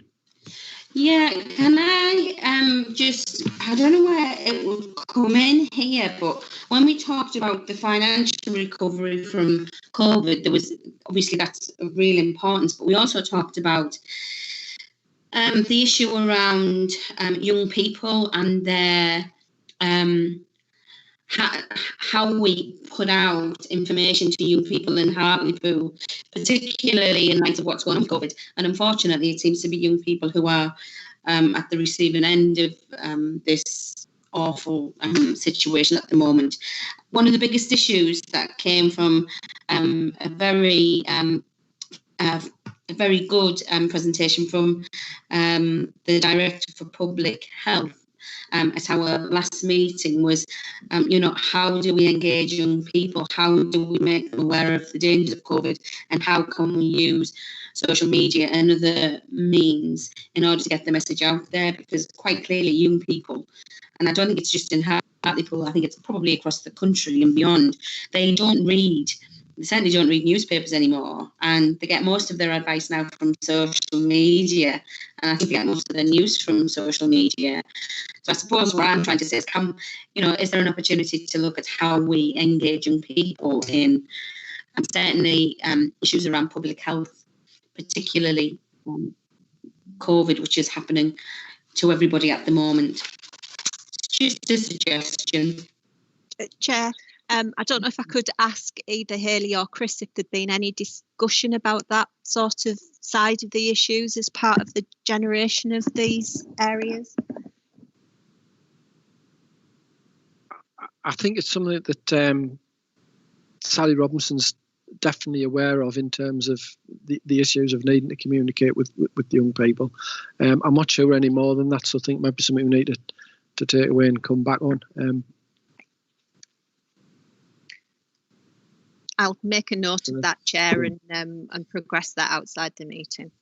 Apologies, Brenda? Joan, sorry, I'll come back. Brenda? Thanks, Chair. I would actually choose education and vulnerable children, even, and probably health and social care. I'm just trying to choose something which takes in as much as possible. And I think those two things, I mean, they all obviously are good suggestions. But I think within those two areas, you've probably got some of the other things as well. Okay. Marjorie? Thank you, Chair. I totally agree with what Brenda's just said, but I'm also concerned that we don't lose sight of, and I'm trying to actually wrap two of them together here, because business, economy, skills and jobs and financial recovery could actually be one, but that would actually give us 3 topics. And I don't know how other members feel, but I'm quite prepared to put the time in. If we have to have some extra meetings, it's just whether Joan has the capacity in the team to actually service that. I think from an officer capacity perspective, what I would ask is to be able to go back and talk to officers from the appropriate department and areas to see what the position is, and if we could take 1 and 4 and then potentially the combined 2 and 8 and hold that as a potential should we have the capacity and the time to deal with it. Would that be? Well, can I just come back, Chair? Because one of the problems that we're going to experience as a town, which would actually exacerbate, in my view, health and social care needs and education and vulnerable children, is if the town doesn't have jobs, it doesn't have income, and we don't have a financial recovery. So I think that all of those issues are dependent on each other, really, if we want a successful outcome. So I understand what you're saying, Joan, but that's why I'm asking. I think that we maybe need to have a look, Chair, you and Joan, if you could get together and see whether there is some way of some of the other departments of the council facilitating the information that we would need to look at financial recovery, the skills and jobs agenda, because our town is just going to wither on the vine if people don't have well-paid jobs. Thanks, Marjorie. Leslie? Sorry, Chair, I've not put my hand down. I apologise again because this is the 3rd time I've done it now. Brenda? Thanks, Chair. Mine is up. Leslie, get your act together.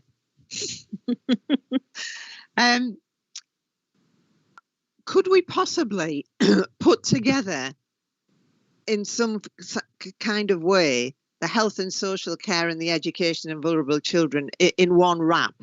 And then what Marjorie has suggested putting together in another wrap, because it does all affect everything. So we're looking at the whole gamut, really, but trying to reduce it to 2 areas, which is difficult. I think all the suggestions are very fine, and again with the officer time to service the meetings, I definitely support those. Chair, could I suggest then that we take those suggestions away and see if we can facilitate the combination of 1 and 4 and 2 and 8, and try and work that out, and we can let members know what the outcome of that is following. If the members are happy to delegate to you approval for the way forward. It's fine, we can do that. Okay. Agree? Okay. Thanks. Thank you, Chair. Okay, 6.5, Director of Public Health Annual Report. And I think Chris Little is sharing the health report. And just clarity, Chris, is it 2019 calendar year or municipal year? 2019. So you put me on the back foot with a question I don't know the answer to be honest. Chair, Someone's Chair, whispering calendar. Chair, I can answer that. It is calendar. the Yeah. calendar, Previously we did municipal, but we've changed it now to calendar. Thanks, Haley. I think I'd just start with an apology from the Acting Director of Public Health. Obviously, if you've heard the media coverage today, slightly busy this afternoon with the Managing Director, and I said rather than us not have anyone to take this report, I'll just present it. The report has been through full council, as members are aware. When these papers were prepared, there hadn't been time to include on the final page under the exercise referral section the comment that was made at council to add obesity in as one of the conditions that would generate a referral, and I can assure members that the director knows that needs to be added in. It just hadn't been added in to this version. And the other point I'd point out on the report, it was asking the Health and Wellbeing Board to approve it. It should have read the Audit and Governance Committee to note the report, because obviously we've used a standard report for a number of places. So the report's there really for members to note the conclusions from the report, Chair. Thanks very much. Any questions to Chris? No. Okay, we've got that. Okay. No, Chair. It is over. Marjorie. Yeah, thank you, Chair. There is an issue that I wanted to be able to raise with yourself, Chair, as our representative on sort of some of the external bodies on health, but to also put a little bit into the minds of other members so they can be a bit watchful for it as well. I am aware, because it affects me, that I am a diabetic. I think most members and officers know that. Now, normally, the process that we go through is that you have an annual checkup, which includes an eye examination where they take a photograph of the back of the eye, because obviously glaucoma can be an outcome of diabetes. So they try to make sure they pick that up as early as possible. Now, this year, my health check has been done by my GP, and the only bit of it that's not happened is actually the eye check. And their recommendation to me was to contact the One Life Centre and ask for my eye check to be done. And at that point, I found out that in actual fact, those members who are diabetic in Hartlepool, a decision has been made without any recurrence to any of us, because none of us are aware of it, that the eye examination for those who have been judged to be low risk is going to be suspended for another 12 months. So I then asked the what I thought they may have thought were a naughty question, but I thought it was a very pertinent question as to, well, if I have to wait 2 years for what should have been an annual eye examination, and at that point they find out I have a problem, who do I hold responsible?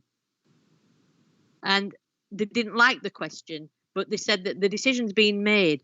Now, that has been referred to the CCG for a response through Health Watch. But I'm making you aware that there are a number of people in Hartlepool. We have a high propensity of diabetes. Therefore, there must be hundreds in Hartlepool that are being denied their screening arrangements. And therefore, we could be building up a problem for future years. So those who have the opportunity to take that to health and well-being or to any of the external health arrangements, please do so. And pressure needs to be applied, because they've not even had the decency to write to us and tell us that we're not getting a test. They've just left it, which tells me that they were hoping it would just slide under the mat and nobody would notice, which is not acceptable. People are being put at risk by those screening events not being available. Which month or time, Marjorie? Is it in lockdown or before that?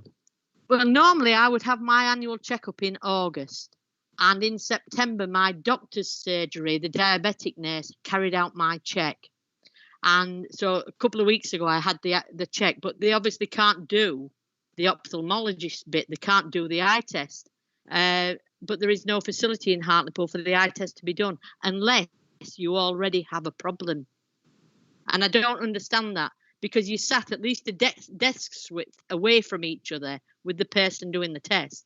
And if you were both wearing a mask, there is no risk. So they're just dodging the bullet, really, and I object. I think you mentioned the Health and Wellbeing Board. I think we can look at that and put a letter to the board or whatever and to CCG because it's a serious problem. Okay, thanks, Chair.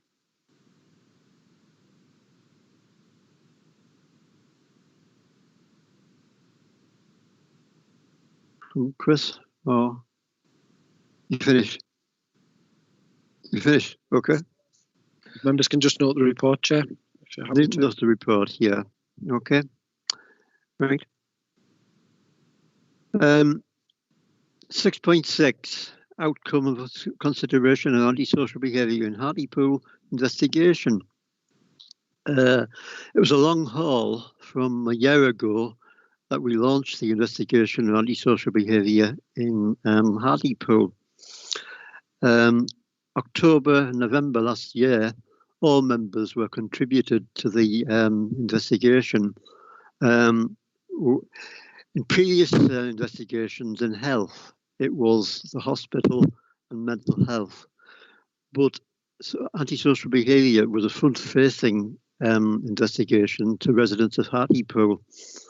We went round the hubs in Hartlepool, we went to care homes, asylum seekers, youth and older people, etc., and that was a massive investigation. And we've got circulars, hundreds of circulars and questionnaires from people in Hartlepool. I presented the report to Safer Hartlepool Partnership a few weeks ago, and now we've got a report now to Audit and Governance. So I'm proposing to put the detail to full council later in October and hopefully get more airing of the investigations and my comments on the procedure and outcomes of the antisocial behaviour report.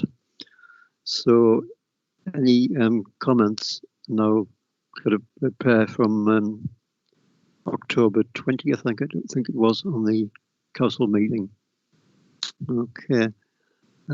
Joan?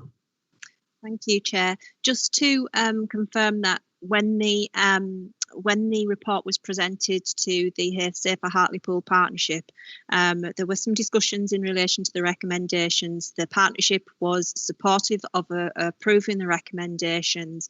It wished to go away and compile a detailed action plan in order to look at how they could be implemented. And that detailed action plan is actually being presented to the next Safer Hartlepool Partnership meeting. And we will, after that, be bringing a formal update on their proposals for implementation of your recommendations to the next meeting of A&G after that. So it's just to update the committee on that, Chair.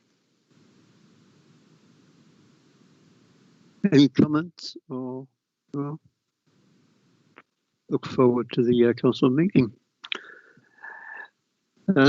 So there's nothing on number 7, 8, 9, 10, 11 and 12.